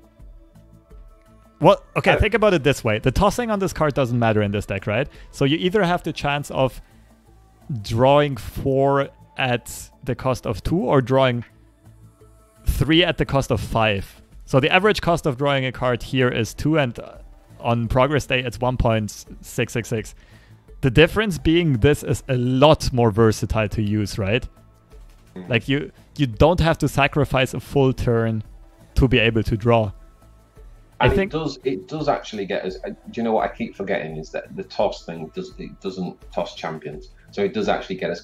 It does have synergy with Twisted Fate. Yeah, and it gets us closer. You have a very good point. I never considered it. Like most of the Twisted Fate lists I see here, like on Mobilytics, most of them use salvage instead of progress days. So yeah, Guardia, he uses salvages in his TF deck as well with Swain. Okay. He has 2, I think. So, okay, maybe add. Does that target? Does that level Ez? Yeah, it does, but does it make sense? Like we already need to do a lot of cutting here, right? Have we got any bodies? Like what bodies? Put Petty Officer in there. Yeah. If we lack bodies, put Petty Officer in there. And did you already put Slotbot in? No, I didn't know. Should we play Slotbot? Okay, put Slotbot and Petty Officers in, and then we decide which type of version we'll run. I see. Okay, so our 65 card deck is looking good. If slightly somewhat. So the beams are definitely in, right? Like, there's an argument that maybe you could cut to 2, but for me, that's pretty close to being 100%, right? Yeah, no, beam is a 3-0 for sure. Okay, Rig could be cut. Yeah, I think Rig can be cut without a problem.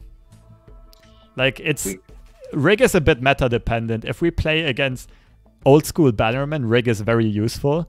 But in the current meta, I don't think it does a lot. Like, it's very good. The only thing is, I liked what you said about it being an emergency blocker, because what is worrying me about this deck is that it's going to get run over.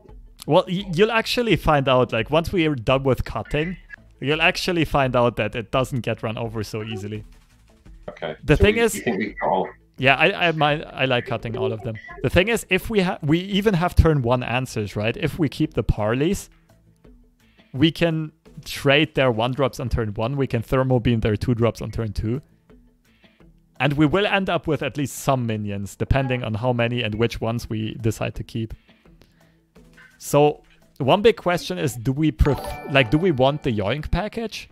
Or do we only want to draw from our own deck? And that's a thing of preference, because I think both lists could be played in theory. Yeah, I mean, we've been playing Endure wouldn't be very good against, in that case, would it be on? But against all the Sidlani stuff, mid-range stuff, it would be good. Bad against deep. It's okay against, it's pretty good against Ionia. No, it's very good against Ionia, actually. So what's the option if we don't run Beyond? What are we doing? Just looking to draw our own card? Yeah, well, the thing is, kind of with the last decks, we have to decide how much deck space we want to use on mid-game board presence and how much deck space we want to use on draw, and how much to level our Ezreal, right? So it has to be a balance of achieving our own win condition and preventing your opponent's win condition, and like stabilizing and so on.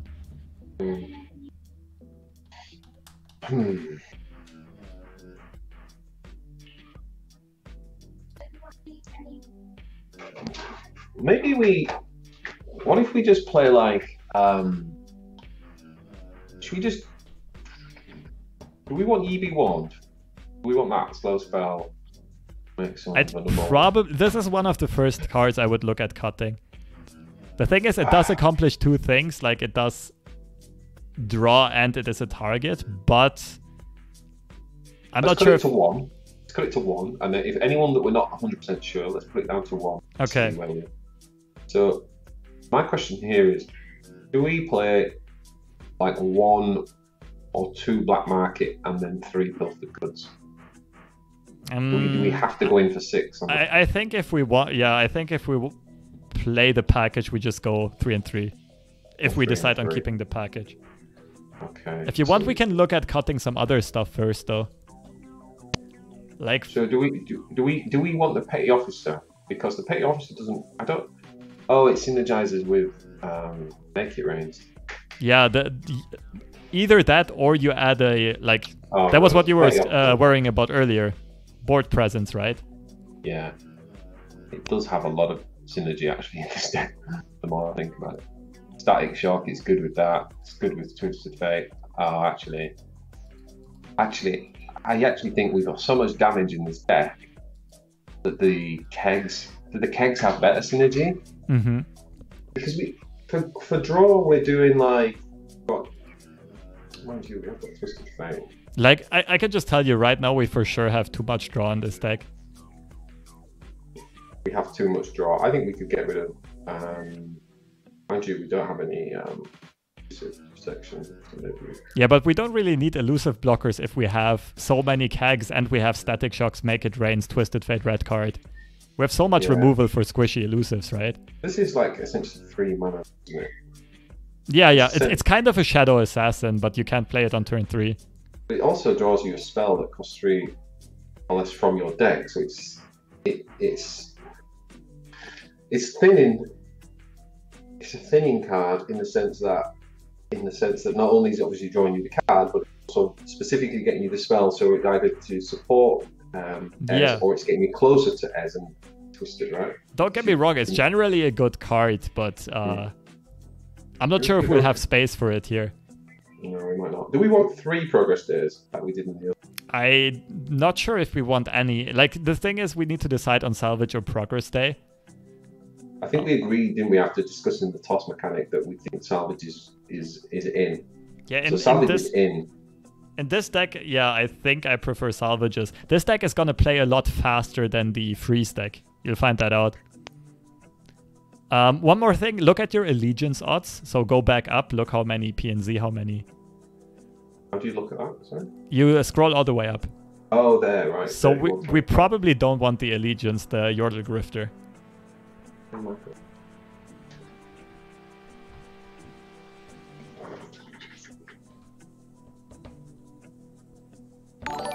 Right, so 31, 25. So what are you saying about the balance again? I was saying we have Yordle Grifter in the list currently, and our allegiance is just like 60% to hit. So we probably want to cut that. Yeah, we don't need that. Okay. Now we could do a thing with Gotcha and get excited, similar to what we had in the freeze list, which is go 2 and 2. Yeah. Yes, I would for sure cut. Like I might even cut them a bit more. Like 2 and 2. Let's leave it at 2 and 2 at first. Okay, we've got 11 to go. So like Riptide Rex, I would play for sure either 0 or 1. So let's keep 1 for now. This is gonna be a pretty fast deck. Like,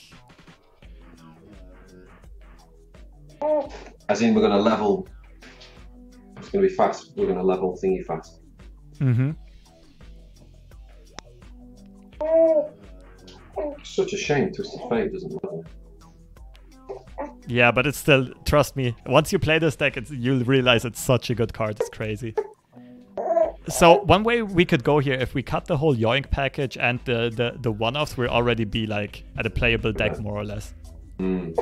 Another thing we could go is cut a bit of the mid-game board presence. Like we have 3 Slotbots and 3 Petty Officers right now. We might even have more minions than we need. Another route we could go is cut the card draw slightly, like maybe remove 1 Rummage or something. I'm not sure if we need 3 Chump Wumps. Obviously they synergize very well, but not sure if they're necessary. Maybe we... So the thing is, if we're using the we're stealing from our opponent, we essentially we possibly don't need as many minions anyway, right? Because we're thinking whatever we steal becomes our minions, but yet the fact that we've got the steal is aligning with TF and... Yeah, that's a good point. With Slotbot and TF, the Yoink synergize as well. It's very cheap draw.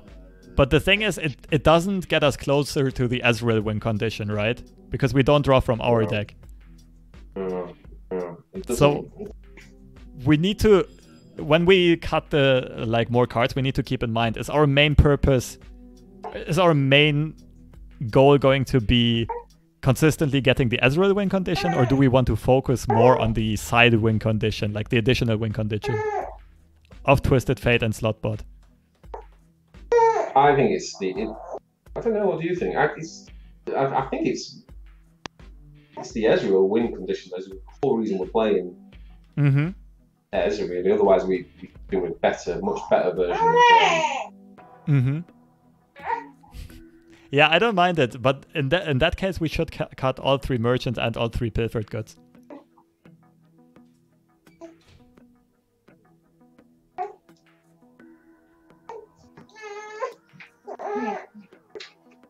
Okay, now let's scroll back up and back down again. Let's see all the one-offs we have.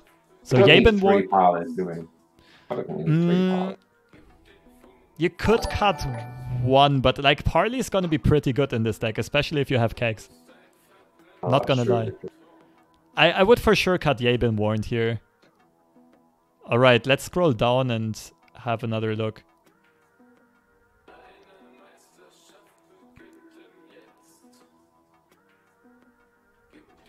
So if we keep Chump Wumps and Rummage synergize together, I kind of like keeping that. Do we drop 1 salvage or do we?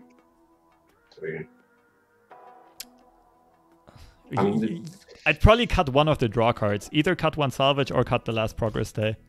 For consistency, you should probably cut the last progress day if you want. Yeah. That's a thing of preference. It's very close either way. What's chat saying? Let's see what chat's saying. Come on, chat, help us out. Which do we drop? Which card draw do we drop?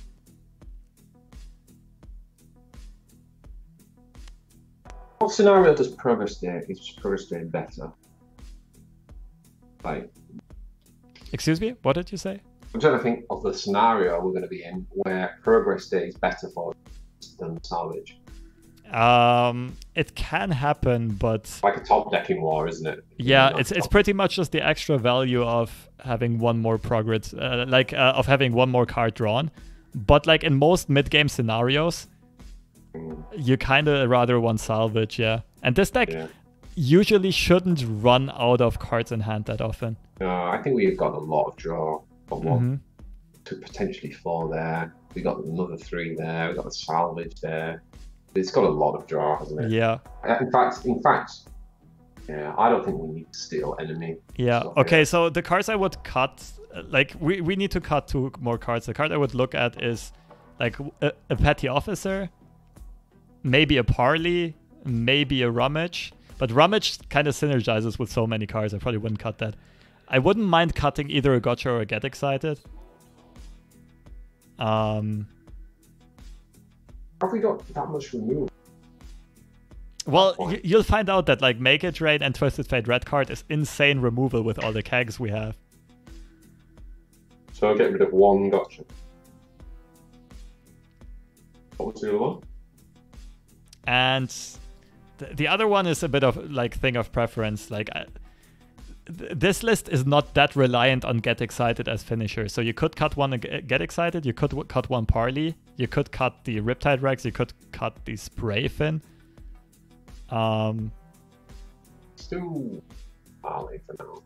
Okay, try it out. I think you like cutting 1 Get Excited more than a Parley in the long run. But especially like the only target you're happy discarding in this deck is usually going to be a puff cap. We're not putting anything on the board right here. Oh wait, why are the Dreadway deckhands not in this? That's what I was thinking, because we dropped the black market merchants, but we didn't put the other guys in here. These guys have got to be in. Well, they always have to be in here. I didn't realize. Okay, then we need to do some more cutting. Yeah. This is your best 2-drop for sure. Maybe 1 rummage. Given the draw we've got. In fact, if we drop 1 rummage, we could drop 1 jump. Yeah, I wouldn't mind that. I wouldn't mind that at all. Because of the synergy with the with each other, right? So maybe we do that, and then we do 1 more drop.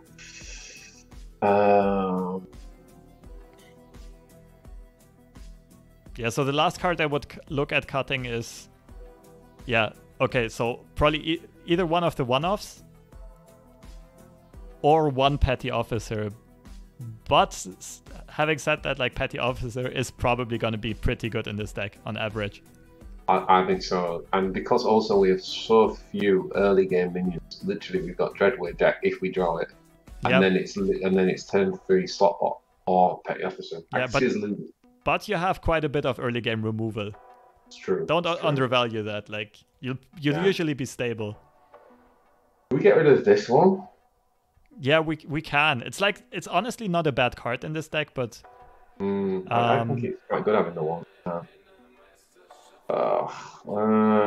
It doesn't really matter. Like you can cut any of those cards and try it out. And do we have a reliable Trigger and Riptide in this deck? Because we don't actually run the. Do we have what? Shots. We don't have any warning shots. We don't need warning shots. Well, we do for Riptide.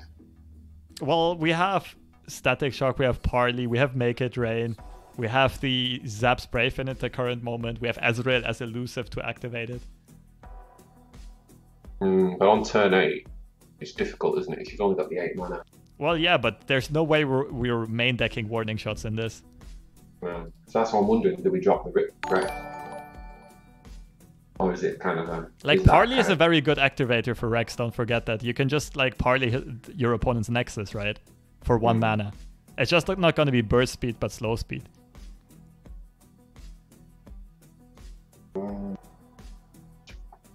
I don't want to drop the petty officer, but I'm starting to wonder whether it is that, just because we have the. So chat is having some diverse opinion. Like Carol says 2 slot bots might be enough. I don't know. I feel like if we either go 0 or 3 slot bots, in my opinion. Yeah, that's the one kind of like body, isn't it? Yeah. So Wrist says 2 gotchas over get excited. Yeah, that's a thing of preference. Let's see. Like, you can always change this list as you go along, right?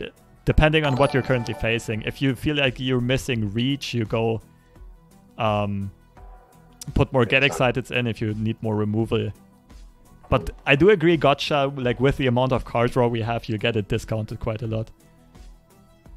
A few people are saying cut the Zap Spray Fin, which I don't really mind.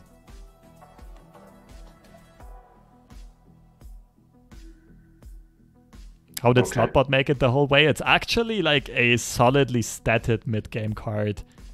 We have to try it out if it's actually going to be stable though. Because it does have so much RNG. Like, it's not the most reliable card.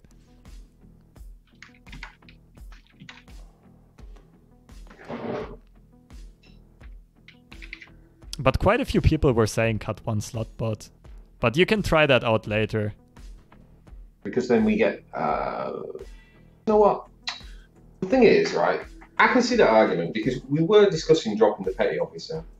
So if we have got 6 bodies that would drop, 9 bodies that would drop off 3, then maybe we were right in thinking it is one of them. Maybe actually because of officer synergy with the rest of the deck, it is right to drop the Slotbot, and then we don't lose the draw that we had, right? Because we did say that essentially we're getting that 3 mana draw. But we do have to consider that we're already running like a very high amount of draw in this. And like Slotbot synergizes with draw as well.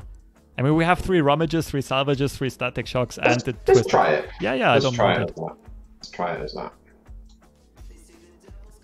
I'm conscious of the time as well.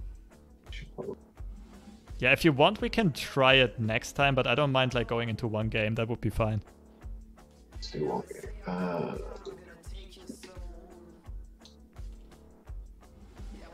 Okay. Figure out how the hell we play this.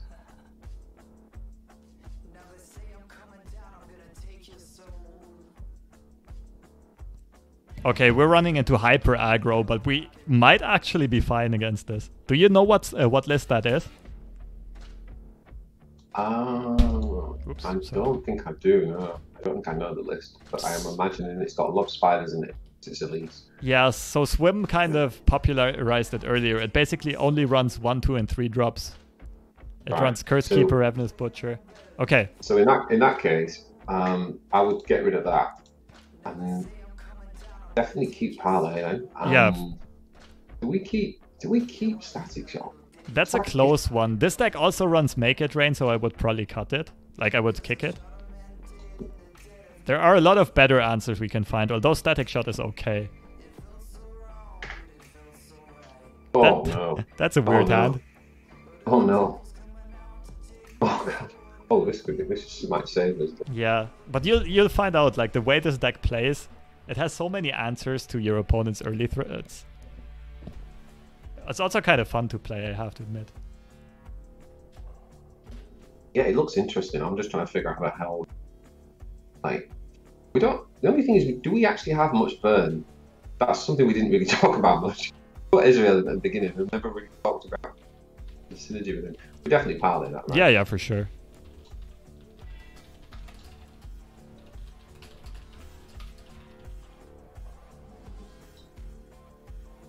So really, we're looking to save the burst stuff, right? We're looking to save the mushrooms for Ez, save the rummage for Ez. Do I have get excited?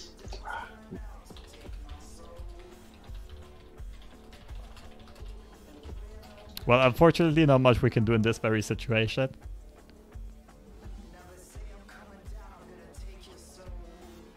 But I mean, so far we're only taking 3 damage.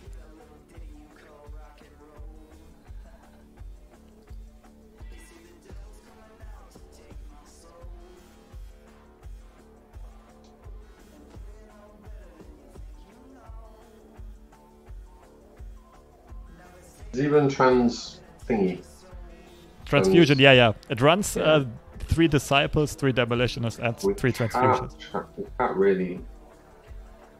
No, but Gotcha is good. Like, if he uses transfusion defensively, we're more than happy. And we still have, like, he'll only have 1 mana left. If he plays a 1-drop, we parley it.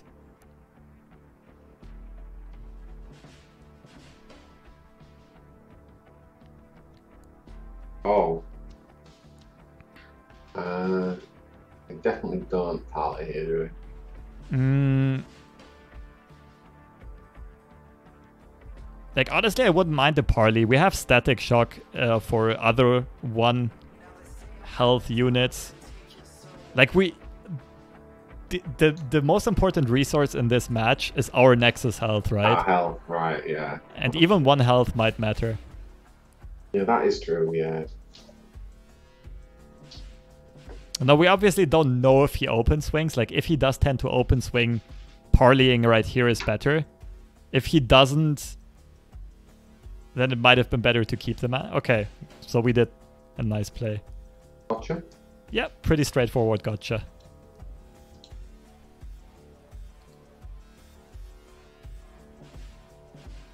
When you're playing against the spell deck, really, you should open attack is not as clutch, is it? Because they're going to have answers.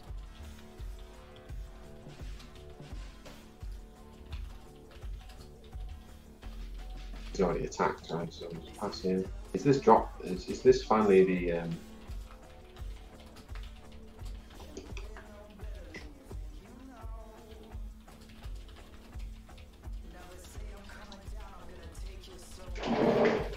Do we drop Slotbot here? Do you? Most likely. Yeah, I like Slotbot into Thermo Beam though, instead of Mystic Shot. The only thing is, we need to be careful because he might do the transfusion there. It's like an extra 2. Yeah, he would now. He'd hit that and then get a +2. Yeah, transfusion would be scary here, but like the thing is, usually in this types of situations, you want to keep Mystic Shot as a potential answer for his open attack. Yeah. So the question is, we either use this or pass because we're playing around. But then he's still going to do it at some point. It's actually close.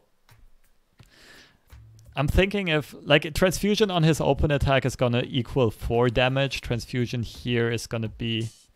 Damn. I wouldn't mind passing.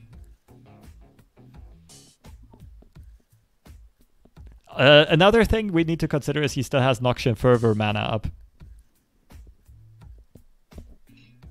Like Noxian Fervor, is that the one where he deals 3 to himself? Yeah, exactly. Okay, now I wouldn't mind using Thermal Beam just because he only has 2 cards left in hand.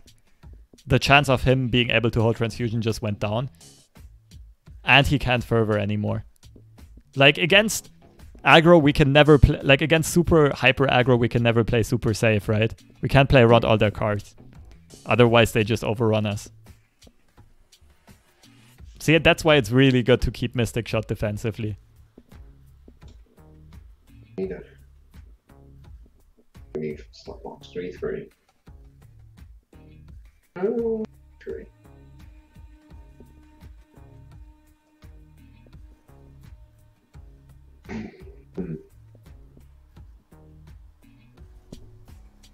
So we could play that there.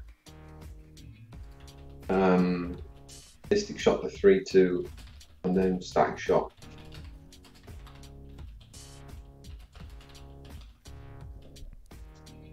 Or we could value trade.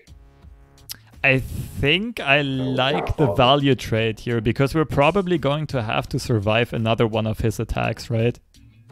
So value trade plus the Mystic Shot on the 3/2. I'm thinking if we can somehow set up a really good red card. But I'm not really seeing it right now.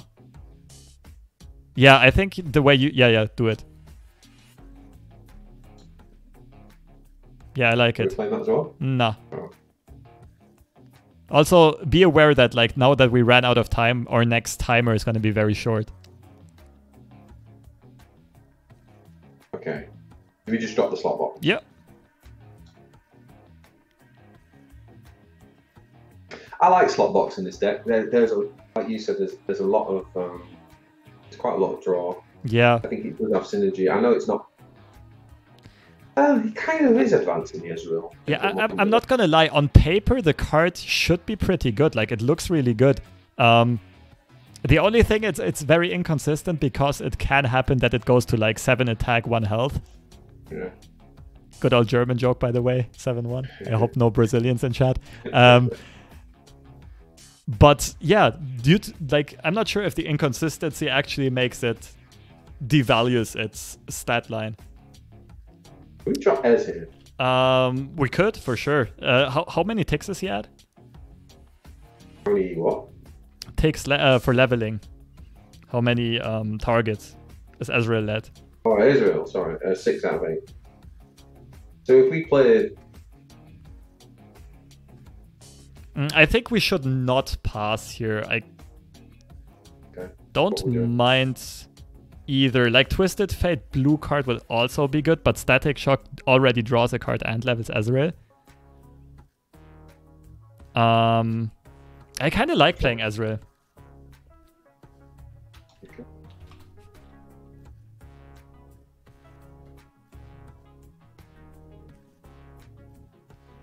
Yeah. Might need Ezreal helping out with the blocking 1-drops here. Yeah, but he doesn't really have a lot of weight. Like, if in this matchup, Ezreal is not as valuable as he is against like mid-range or control, right? Oh wow. Okay. So the question is, do we play this onto this, and then we can attack with this slot box as well and trade, or are we not interested in that? We want the slot box to keep growing. I think I wouldn't do it because of the chance of Slotbot growing and also because of the chance of him getting a transfusion value block. So I'd probably just open up with Static. On both, yeah? That would flip the Ezreal. Then we can't play Mystic Shot, of course, but we don't really need to play it this turn yet.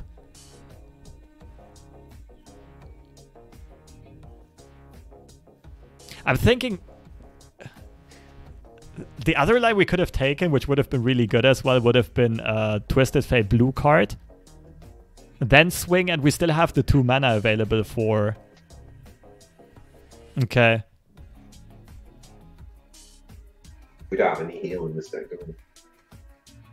No, it's all about damage prevention at this point. But his only way of dealing direct phase damage is either Decimate or...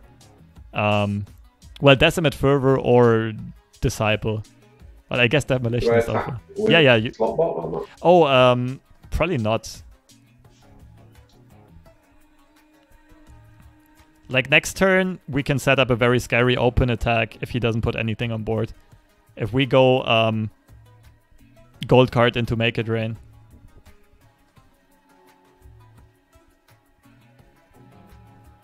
See, this is the example, isn't it? Can't play that. Yeah, but... Come next turn. Trust me, it's 100% is not sure main decking warning shots. But the question is, do you really want Riptide Rex in this deck? But it's very good top end against slower decks, I do have to say. Oh, it's so good. But maybe, yeah, maybe Riptide Rex is cuttable for another like cheaper cycle card. Like maybe for a Zap Sprayfin or something like that. Go further. Do it. Ah, okay, we can't do anything against that. Can't do anything with that, no. Oh, so annoying as well. It's down to 1 card.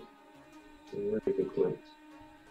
So I think we're kind of free to blue card here, right? Wait. What? You just...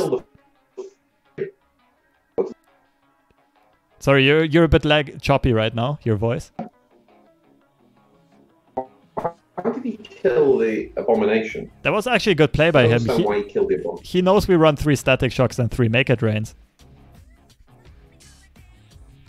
Right, so like...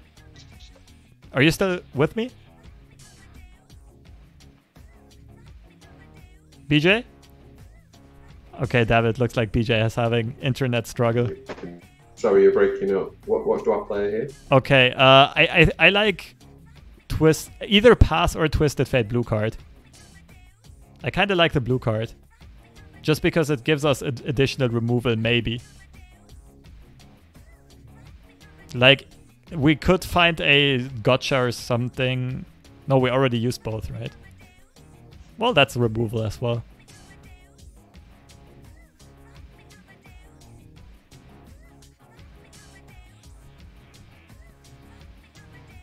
So we're at 7 targets right now, right?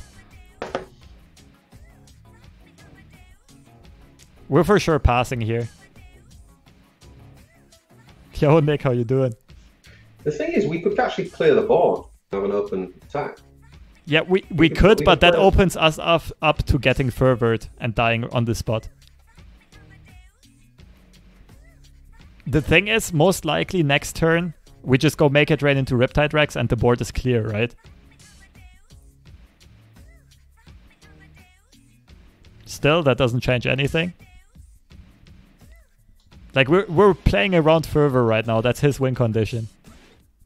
Or the Imperial Demolitionist, in which case we also can Mystic Shot it. See?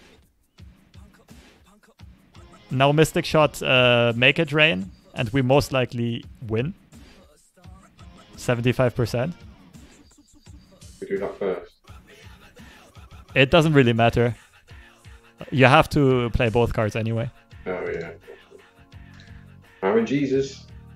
No, it's missed. Oh, no, it's hit. It's hit, I think. Oh, no, it missed. Oh. Alright. That's unfortunate, but we take it. These 75% are surely not 75%. So many people miss them. She who knows about it. Oh, we were so close. Wasn't even a win? Most likely it would have been a win on next turn.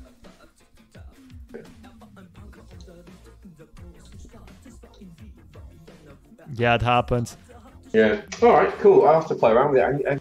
Yeah. I got my head around and the... Yeah, so there are quite a lot of tech choices you can differ in, right? If you don't like slot bots, feel free to kick them for cards like Zap Sprayfin or something, right? And... I like the slot bots in this. I think with the way we've done it, with the draw that we've got, I think the slot bots are pretty good. I don't think they were the issue there. Okay. Yeah, I'll have a play around with it and get a bit of practice. There's no way of getting heal in this deck. You do need to take your life total. We were playing against an aggro deck, weren't we? So. Yeah, but like this is one of the Ezreal versions that is better against aggro decks because it has so many early answers. Yeah, we did get a weird opening hand as well, didn't we? We got the 2 blocks. I mean, it ended up alright, but it wasn't like the cleanest answers. Like in the mid game, that one big board swing was a bit rough, right? Where after he popped his Cursed Keeper and he had like 4 minions, if we would have had like a Petty Officer or a Dreadway deckhand there, because it's 2 blockers, we would have saved a lot more HP. Yeah. The other thing is when we at the end there, when we had we could have cleared the board. But we were playing around Noxious further well. If we'd have actually done it, he couldn't have. We would have won because he actually had the 2-drop, so he couldn't have countered that play. Excuse me? What I'm saying is, at the end there, do you remember what I was saying about if we'd have played the Mystic Shot and the Make It Rain? We didn't because we were playing around Noxious further. Yeah. But if we'd actually just done it, we would have won because he had the 2-drop. He wouldn't have been able to interact with it, and we would have cleared. We would have got the guaranteed Make It Rain on Kalista. Well, technically yes. The question is, what do we play around? The thing is, both are 3-offs in his deck, right? So he already used one further, so we should rather play around Demolitionist. But the thing is, against Demolitionist, we still have a 75% chance answer, right? A clean answer as well. And the other thing is, if he doesn't play anything this turn and passes back, we can open up with Make It Rain and then Riptide Rex, which is just about almost a guaranteed win until unless he top decks something. Because then even if he has Fervor, we can still Mystic Shot over the top. Yeah, that's right. Yeah, so, if you're playing the odds, yeah. Yeah, like purely statistically. Bit of a hindsight, yeah. Yeah, pretty sure it was correct to keep it. Of course, like if you look at the results, we did miss it, but yeah, of course. Yeah. No, that's cool. I'm gonna have a look at the Noxious one as well. I'll try and get a bit of practice in with Ezreal because I've not played him much. So, thanks a lot, man. It's great. I'm gonna have to go. I've got my wife's made me dinner, so I'm gonna go make some dinner. I might watch your stream. If you're streaming later, I might.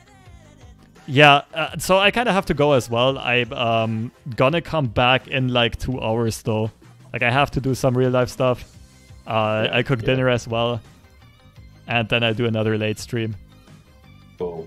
So yeah, it was a very cool session though. So yeah, enjoyed it, man. Look forward to the next one. Yeah, enjoy your food. Yeah, we can test this deck a bit more the next time, or like whatever you want to touch on. We can also try some other stuff. Cool. Man. Great stuff. Thanks a lot. Yeah, see you around, BJ. Take it easy. Cheers, love. Cheers, chat. Bye.